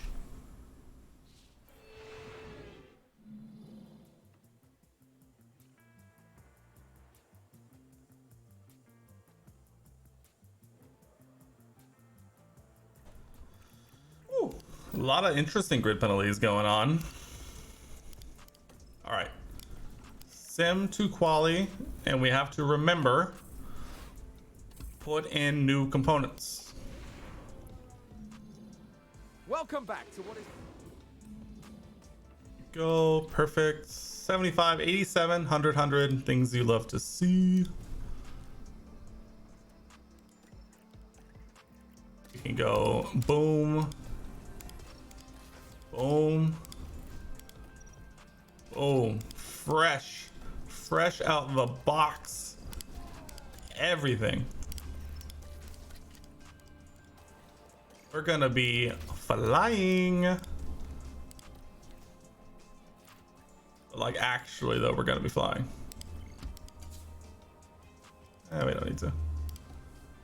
Let's start qualifying on a fresh set of power units for both and a non-penalty. Radio's good. Look at all, dude, look at all these grid penalties. We could actually make some huge moves if we can, you know, survive long enough. All right, no rain, thank God.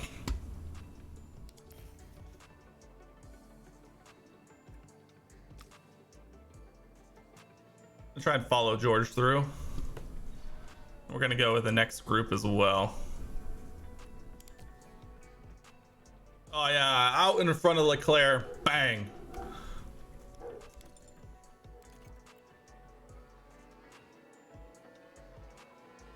Hamilton comes through and Ocon comes through to ruin us. Hamilton coming to ruin his teammates' lap. We'd love to see it.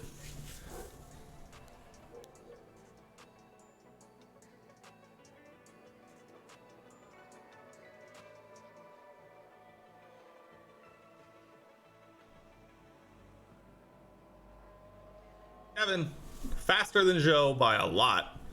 Not that much slower than Russell. Things you'd love to see. Mick comes through. Oh, Leclerc with an absolute nightmare of a lap. Oh, and Carlos with his just enough traffic. Oh boy, we're ruining all the laps out here.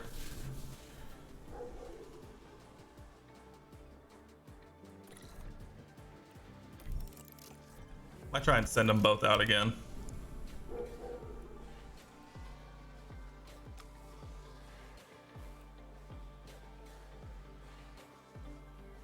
Gonna see if we can get another cheap improvement.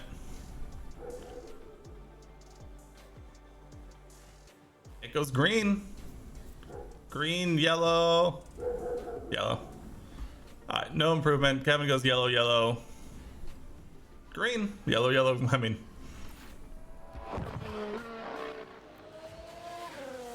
not Kevin. Who done it?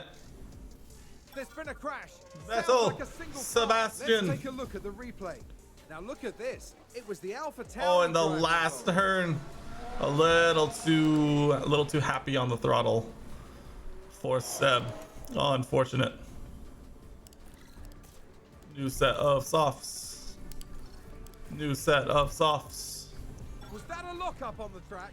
Stroll locking up.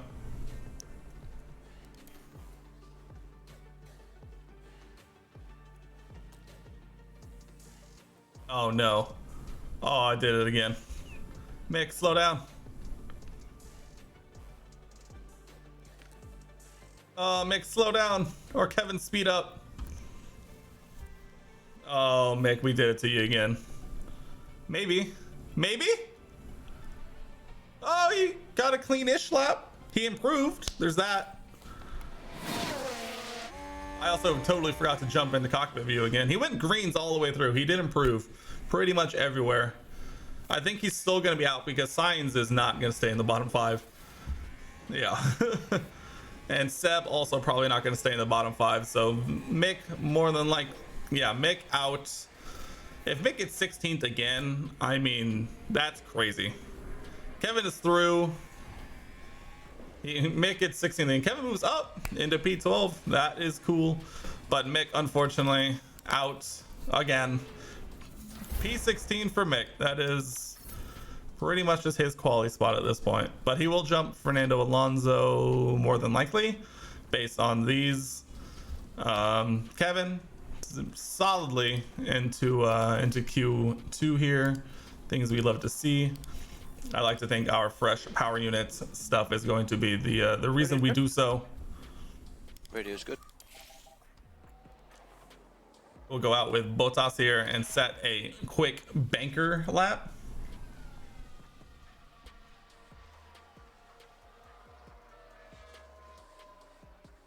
Here we go, Kev.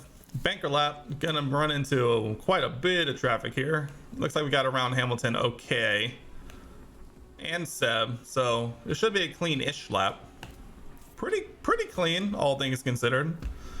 Might send him out on the same tires again if we have time. I think we should.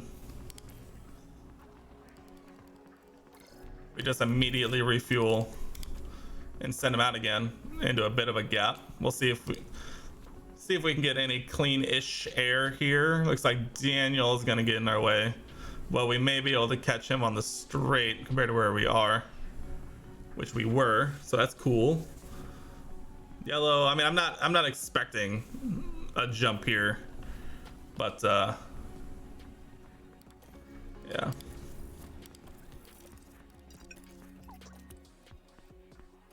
Hi Kev, hustle up, hustle in.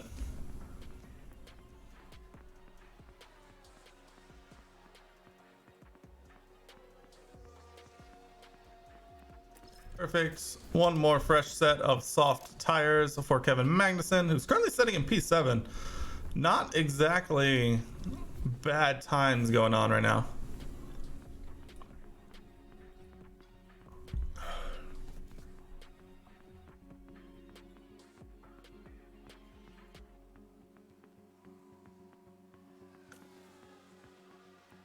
All right, Kev. Let's see it. Speed this up a little bit. All right, Kevin Magnussen, for the glory. Here we go. On to the opening straight. DRS flap opening. 325, 6, 7, 3, almost 330 kilometers an hour down that opening straight, which is absolutely incredible to me, by the way. Kelvin goes yellow first sector, not exactly what you want to see on basically what is to be considered our really just our meat and potato kind of run here. We really need to see some improvements here. Albon does not improve. We are currently at risk. We need to go quite a bit faster. He does go green second sector. Kevin rounding the final corner across the line. Can't even make up 2 thousandths to jump Alonso. Oh no. But we do get P13. All things considered, that's pretty good. We will jump Alonso regardless because of his grid penalty. So there is that. But man, what was that last? Oh, 2 thousandths. No way. You know, we're right there. We're right there. Next season, I think we're gonna make a pretty good push next season for sure. I think we're gonna go same but opposites for these two again. We're gonna go a hard to medium for Mick. I think we'll leave him out and allow him to, you know, potentially play some safety car games if something were to come out. Otherwise,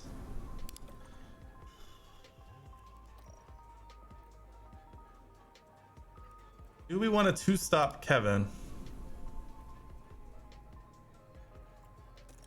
No rain. I think, man, that's tough. We're starting 11th. So maybe doing a two-stop isn't the worst idea in the world. We're gonna run a pretty hard, a pretty aggressive two-stop maybe. We'll give it a go. We'll do the one stop with Mick. Try and get a little bit of track position maybe if we can. And with Kevin, we'll do an aggressive two-stop to try and make something happen ourselves. About to find out at the Mexican Grand Prix. And it's lights out and away we go. Here we go, Kevin and Mick. Where are you at, Kev? In that toe. What tires are we looking at here? All mediums except for Mick. What was that? It's a spin. Oh, Here's the Perez replay. spun. So let's look at this. There's Sergio Perez. No, he spun to the outside and we stopped right there. Alright, all mediums ahead. Mick starting on the only one starting on the hards, and the two Williams actually starting on the softs, which means they're likely doing the softs to hard one stop, which is interesting.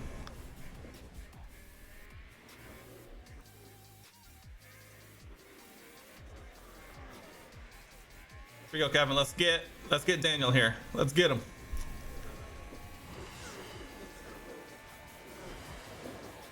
Up.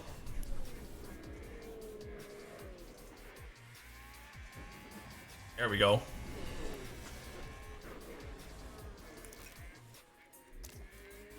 right, let's catch Perez. Haas with an overtake there. We gotta get within DRS range of Perez here. Nick, I'm going to leave alone now. DRS will be active. DRS is active. That is what they say. Come on, Kevin. There we go. There we go.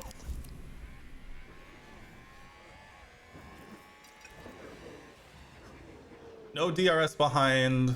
Thank you very much. Even Perez isn't going to have DRS ahead, so we, in theory, might be able to make some stuff happen.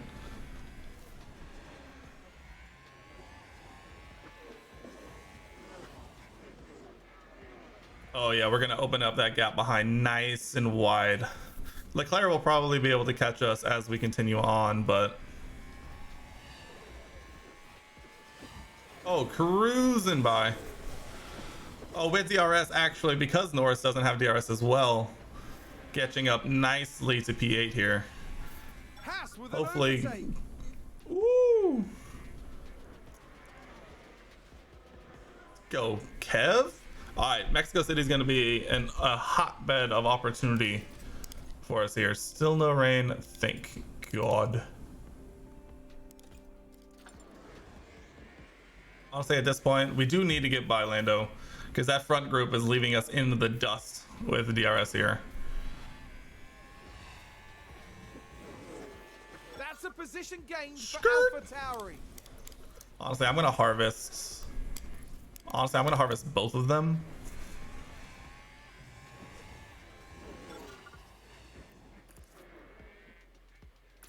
Nick will leave on neutral because he's kind of fighting his own battles down there.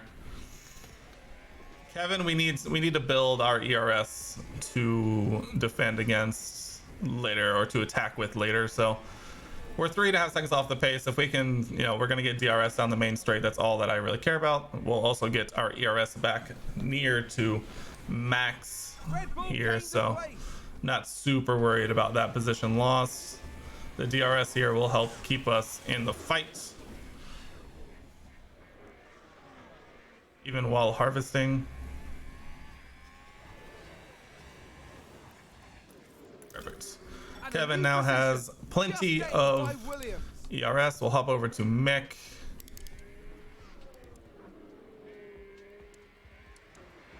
I mean, realistically, Mick is kind of in his own race today with that one stop. So if we can stretch, if we can potentially, I mean, what, Kevin, we're looking at pitting around lap 50. If we can potentially stretch Mick without losing too much all the way up to that point, kind of hopefully maybe negate it a little bit, but we'll have to see if we can turn that one stop into an effective two stop just starting on the hards. But it'll probably likely be easier said than done in the long run.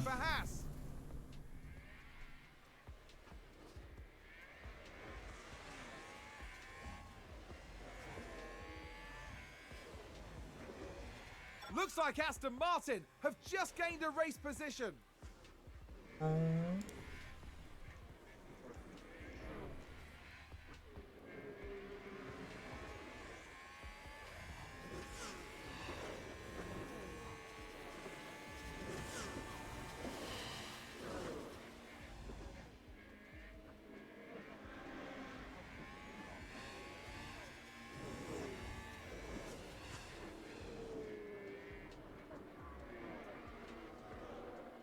Haas with an overtake there. Go, Mick. Let's go. Things you love to see.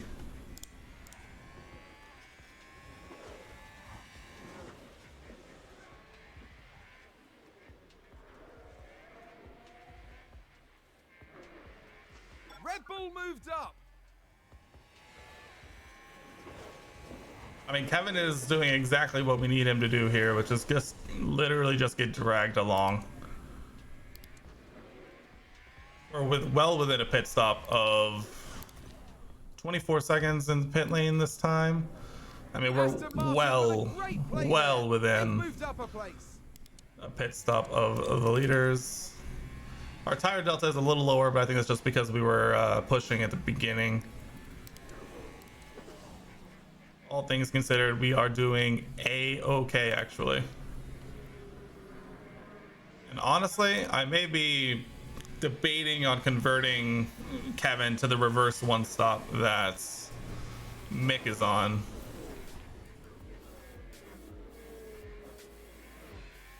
Our tires are actually doing pretty decent, and depending on what the rest of the field is doing, that may be a better option. I'm gonna make that while we're sitting here. Haas with an overtake. Yeah, I mean it's okay. It exists already, so we'll see. We'll know around lap 21, 22 to see what other people are doing, but we're not losing that much time here fighting with these two. I mean, we're kind of just getting pulled along, realistically, which is, you know, exactly what we need to do. Oh, this straight is gonna be tough.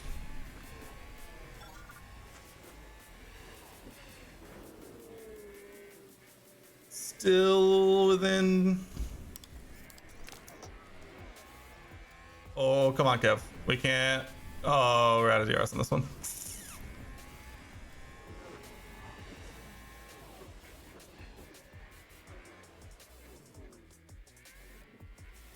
Okay, that one kind of really sucked.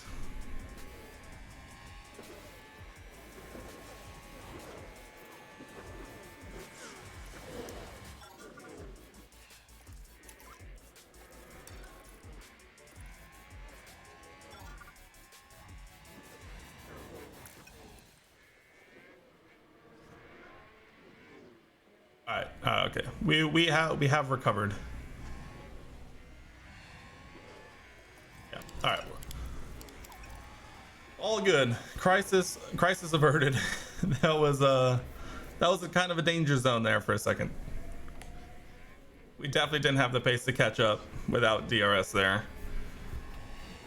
So not losing it is definitely going to be better for us in the long run.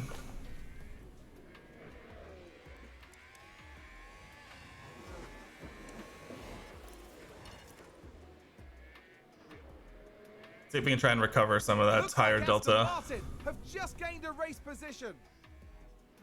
Oh, someone running wide.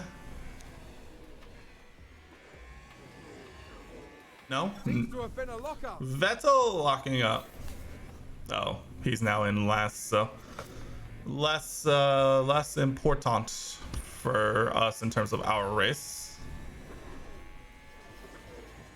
So I might do something similar with Mick, where, I mean, if we're just getting dragged along, just do that and try and extend our tire advantage as long as possible. If we're just gonna keep getting, you know, dragged forward like this. Now, once we start to run into issues with losing DRS potentially, then I think that's when we're really gonna need to worry. But a new race position for Haas.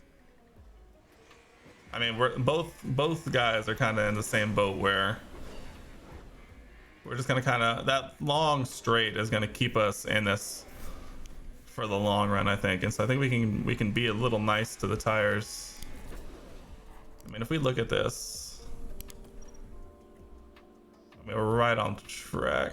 I think we're gonna keep Kevin on the tire strategy we originally planned for him for now.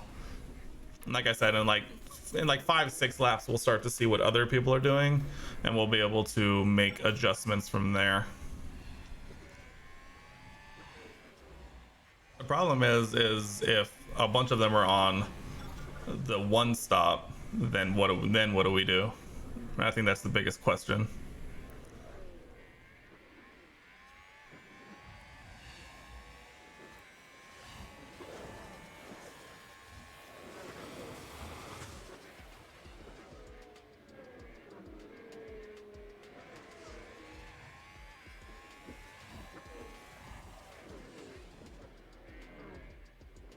Or are we off the leaders? We're still within a pit stop of the leaders. That's exactly what we need. All in all, things are looking pretty good. Also, I'm really excited to see what mixed race develops into, since he's the only one on the hard tire, and everyone's gonna be ending on the hard tire, and he's gonna be ending on the faster tire.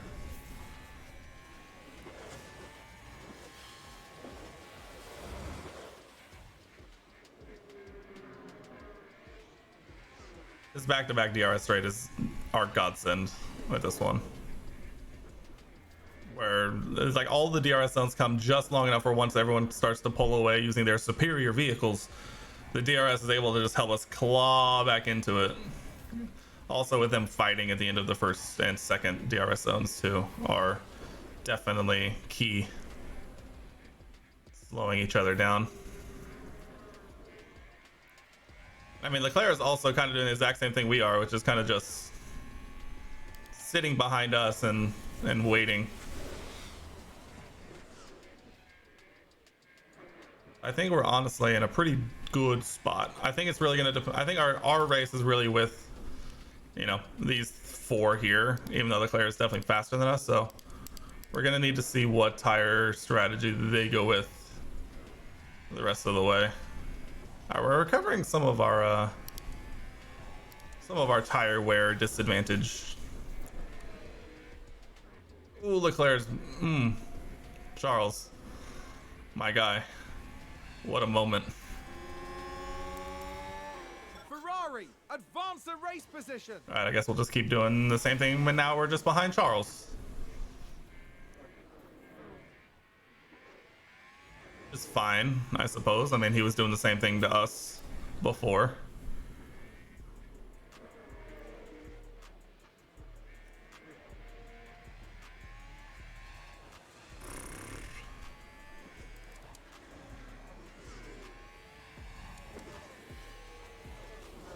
That Ferrari's crazy.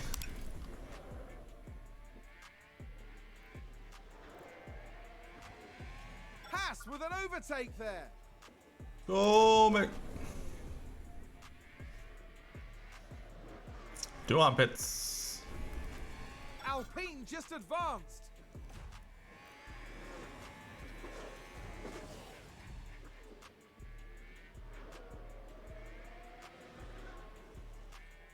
All right, it's coming down to nitty-gritty time on what these people are doing.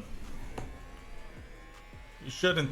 Science pits. All right, so it looks like Signs is on the two-stop for sure, 100%, no doubt in my mind.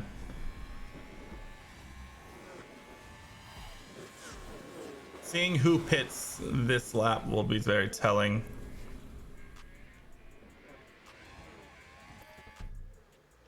Do we box this lap and commit to the two-stop?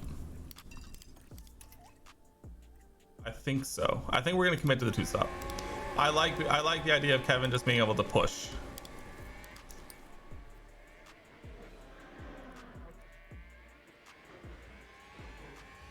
We're gonna try and undercut for the first time ever.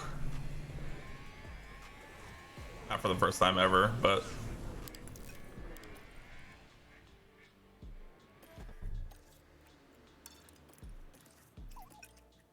hi Mick, how you doing? All right, everyone's on the same thing.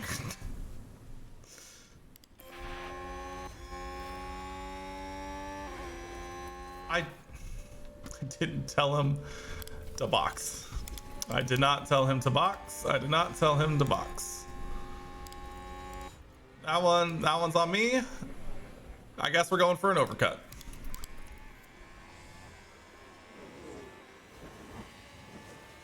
Good boy Mick.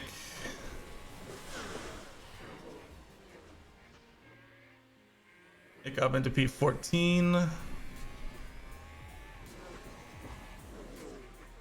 Unless, who hasn't pitted yet? Kevin could join the one stop gang. Kevin could join one stop gang on much less fresh tires.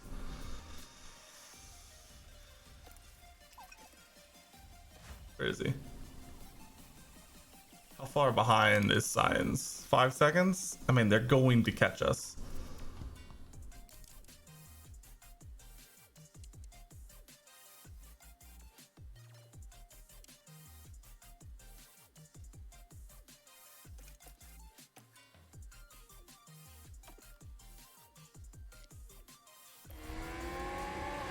I want to see what laps Kevin's doing right now. Hamilton pits though, so he's also on the 2-stop.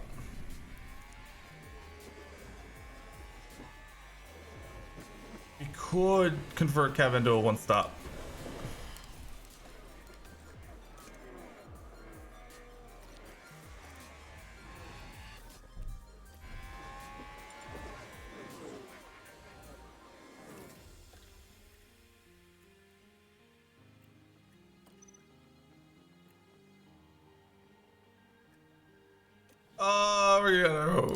We're gonna regret it. We're gonna regret it. We'll see what he does this lap.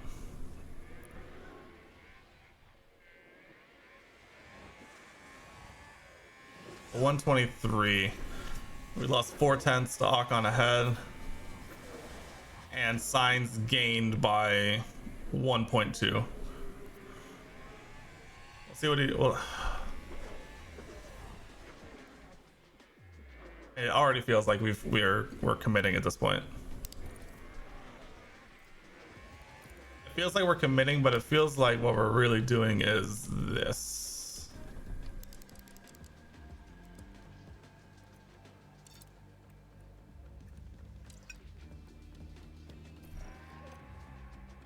All right, we've done it. We've converted Kevin to a 1-stop.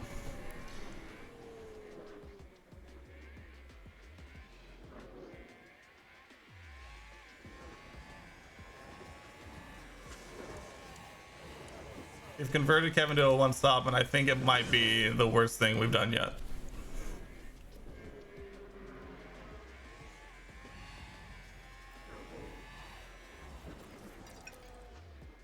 Mick, we will let go on regular push. Oh, I really hope I don't regret this.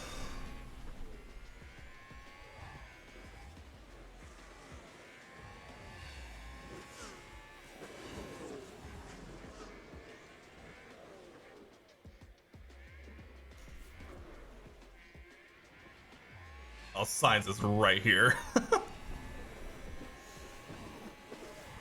Oh, we got a fantastic exit. Oh, he's right there. He's gone. He's gone. He's gone. He's legged it. He's gone. Oh, and Ferrari just gained a place. Not gonna lie, if we can get any DRS from the Ferrari, that would be amazing. Okay, I think we got one. Aston Martin with a great play there. If we get DRS, can Sainz pull us along? Or is he just actually just going to be that fast?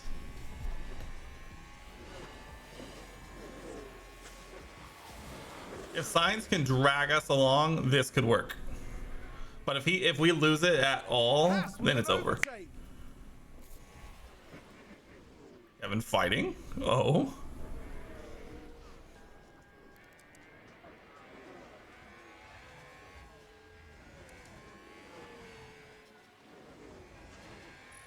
I think this could work. Bottas pits. Oh, they're on. This is the original 1-stop lap. AlphaTauri gained a place.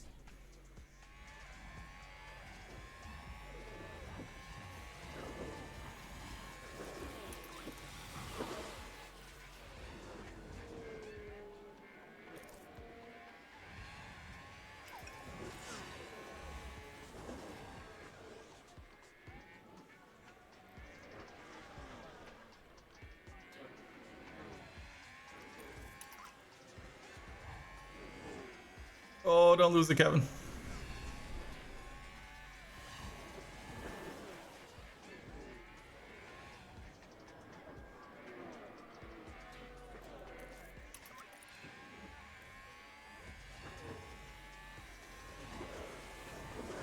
DRS is just gonna be it's literally just gonna be the only reason we're getting pulled along right now by the Ferrari. Literally.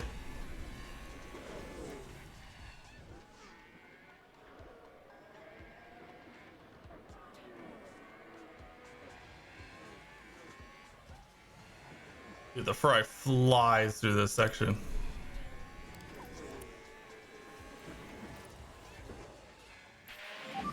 Mick! I locked up. Keep going. Copy.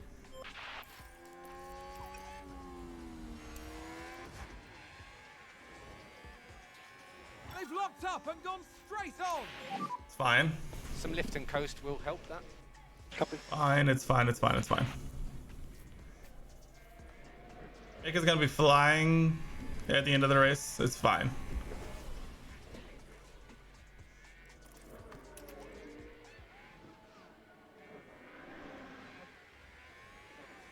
Dude, the Ferrari straight line is just crazy fast, dude.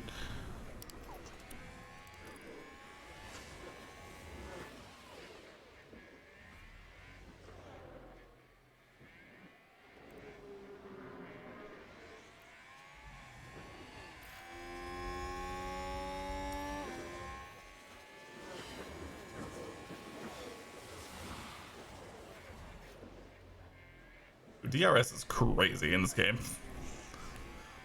DRS is crazy in real life too, but all right.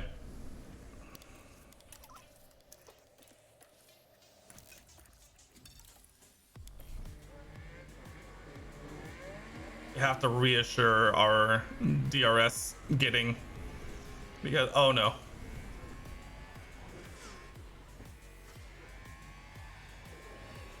Did not get it.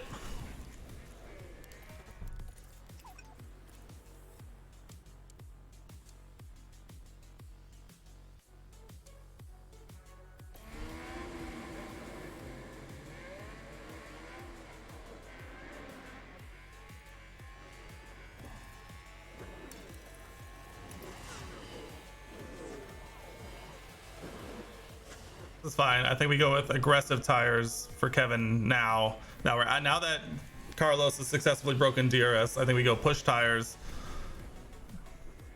Try and you know, eke out as much as we can. And then box. I think we box next lap.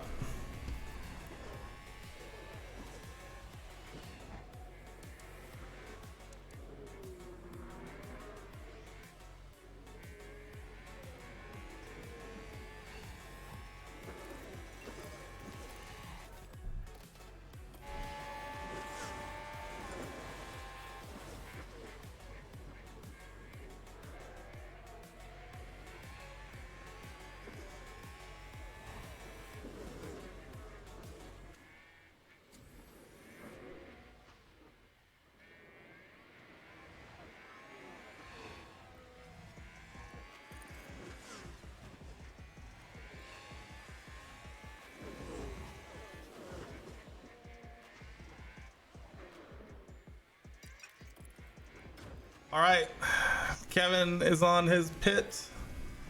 Mick is still going very strong on his hard tires.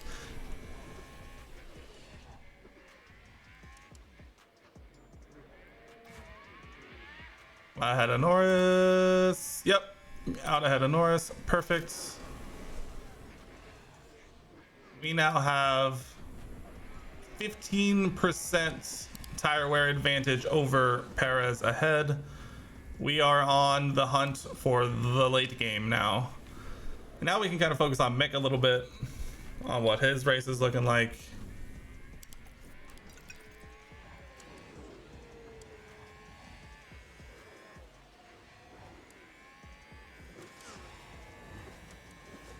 Mick is gonna have a crazy tire advantage going down the stretch. What does this look like if I like?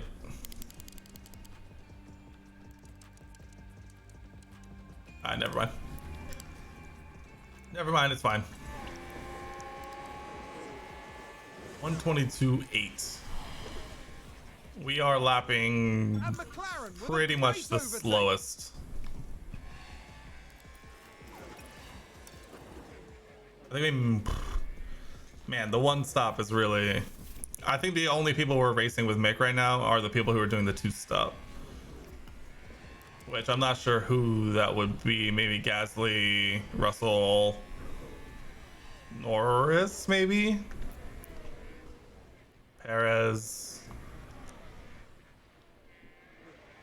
And Kevin is literally going to the end, so we're literally just going to leave Kevin alone, and that will be that. He's currently fighting Norris. Is that a new race position for Haas?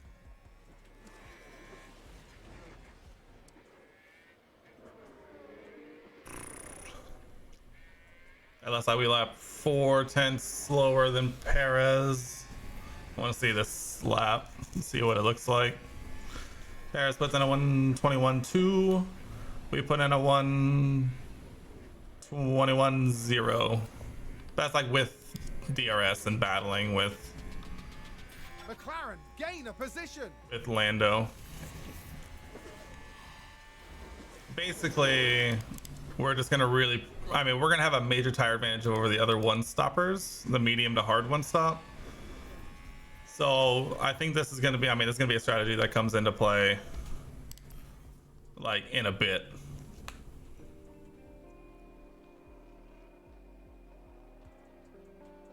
Mick is on his own.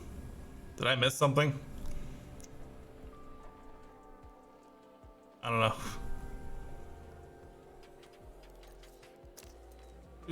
Do some deploying laps as Mick nears his pit window here. Do some deploying down the. Sounds like someone's locked up. Doing locking up.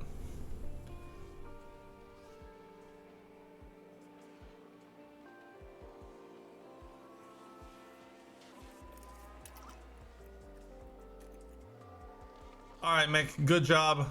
Honestly, P13 on a hard to medium one stop was always going to be a tough one. All right, it looks like we're finally. Let's take a closer look. Right, watch this. There's Schumacher. Mick, come on, Mick.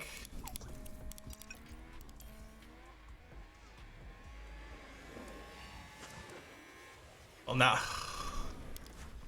well that sucks. That really kind of ruins that.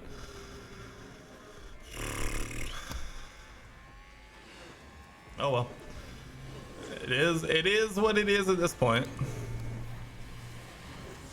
We ran half a second a lap faster than Perez on that one. The problem is Perez is getting dragged along in this fight, and so all they're doing is losing time to the top 6, but they're still going to be going faster than us because they're trading off DRS and stuff.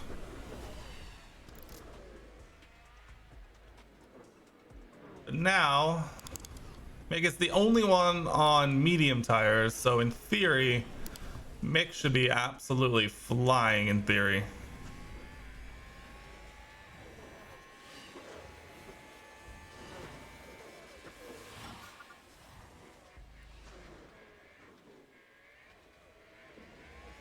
Oh, what was that? Ocon? Looks like there's been a lockup. Ocon Let's see locking what up. happened there. Now have a watch of this.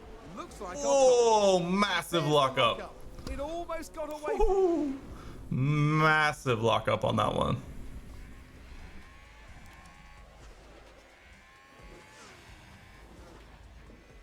All right, that gives us someone to chase down, though, at least for points. What is tires looking like to those ahead? I really want to know who is doing the two stop still.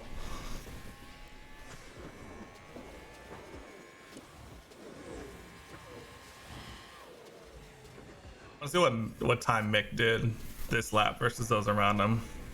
It should be, in theory, like crazy. Just all things considered, since he's on the medium and everyone else is on like used 121. I mean, 121.7. I mean, 121.7. I mean, you're looking at like around us. So, I mean, Mick is lapping. He is lapping faster. Maybe not quite fast enough, but he is lapping Haas faster. with an overtake there.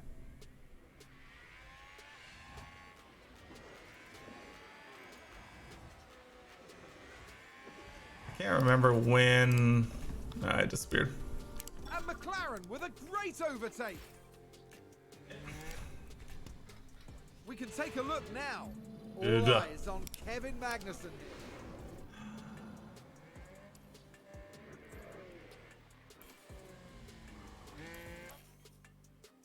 Oh, Kevin. We had an opportunity, Kevin. Mick! Get me out. Get me out of Mexico. I think there's been a lockup. Get me out of here. Our drivers, we actually run a decent strategy for once, and they decide to lock up in the same corner. Mick, stop. Was that a lockup on the track? Mick finally gets like the fast strategy, and this is exactly why we don't give him the fast strategy.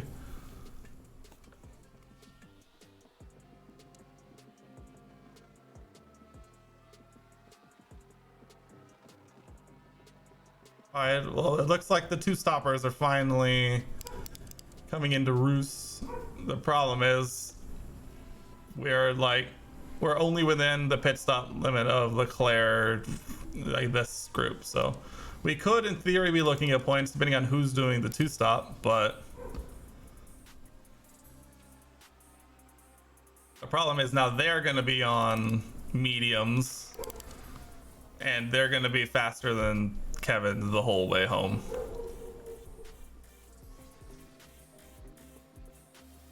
If Kevin doesn't lock up, I think we get points here. The problem is just that, I mean, we're just gonna get caught. That's the problem, is we're just Red Bull gained a place. I don't know if it's the car, I don't know if it's the drivers, but something's gone wrong. We had a great chance for points in this one, and that's just not how it's gonna work. Unless we can somehow manage to hold off Ricardo, who's gaining tenths on us. We might be able to get a point.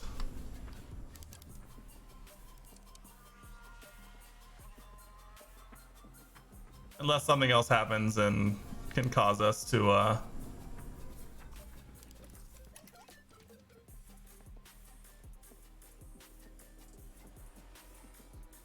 he's in DRS. It's over.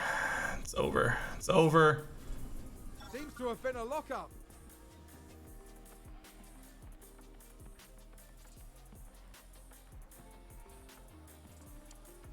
This was going so well. McLaren gain a position. If we can just hold on to Daniel, we might get an opportunity to come back at him in the last couple of laps, but he's already 2 seconds up the road. It's over. It's over. It's over. Sad. I think we'll go for a fastest lap attempt with Mick, just because he's kind of off his own world anyway. We are a lap down, so we're gonna have to remember that. Someone's locked up. Claire locking up.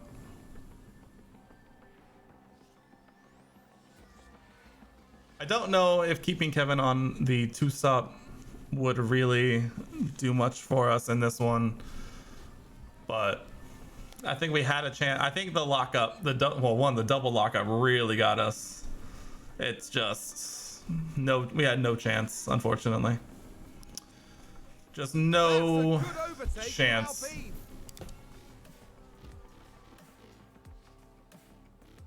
And we're going to be in a load of traffic. So I think pitting for a fastest lap may actually work out for us here. All right, we're going to pit him on the next lap and then go for it on like lap 69.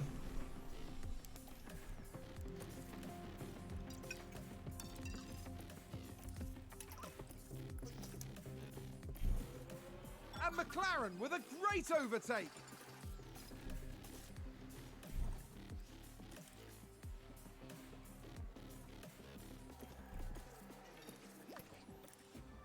Hey, keep going regular.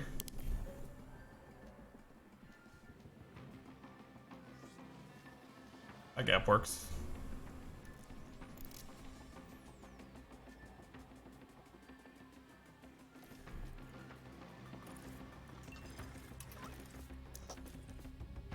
I make fastest lap. Let's get it. Oh, we've had a spin. Gasly spinning. Let's go.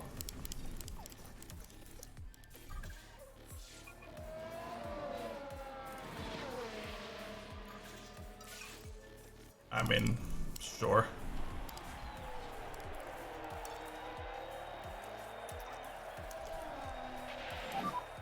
So we just need to push now.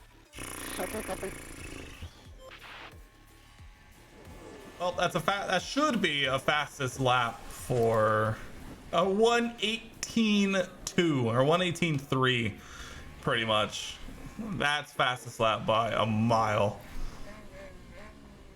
Okay, I thought that was like Maker Kevin locking up again, and I was about to get a little agitated.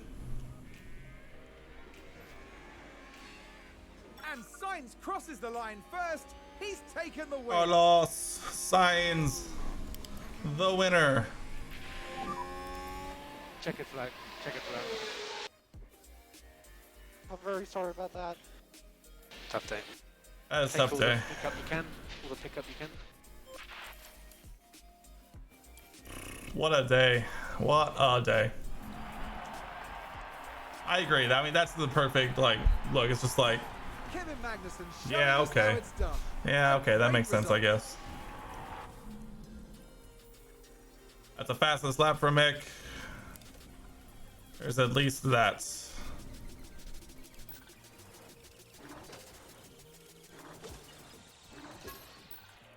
Woof. Well, we don't get the okay, we did. We did get fastest lap. That's good. We did get the fastest lap. That's 180k in our pockets. This season is almost over. It's almost over.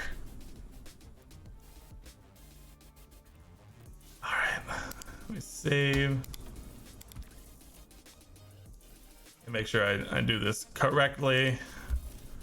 Double backups for everything.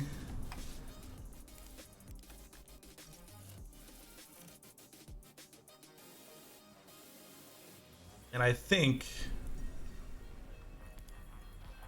that should do it.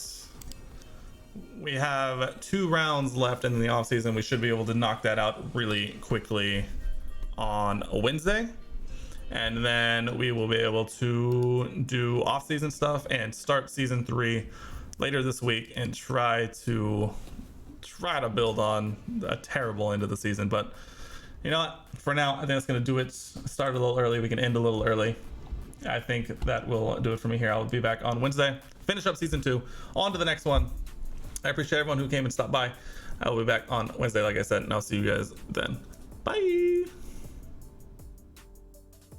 1, 2, 3, and 4. Count what you have now. Don't count what you don't have.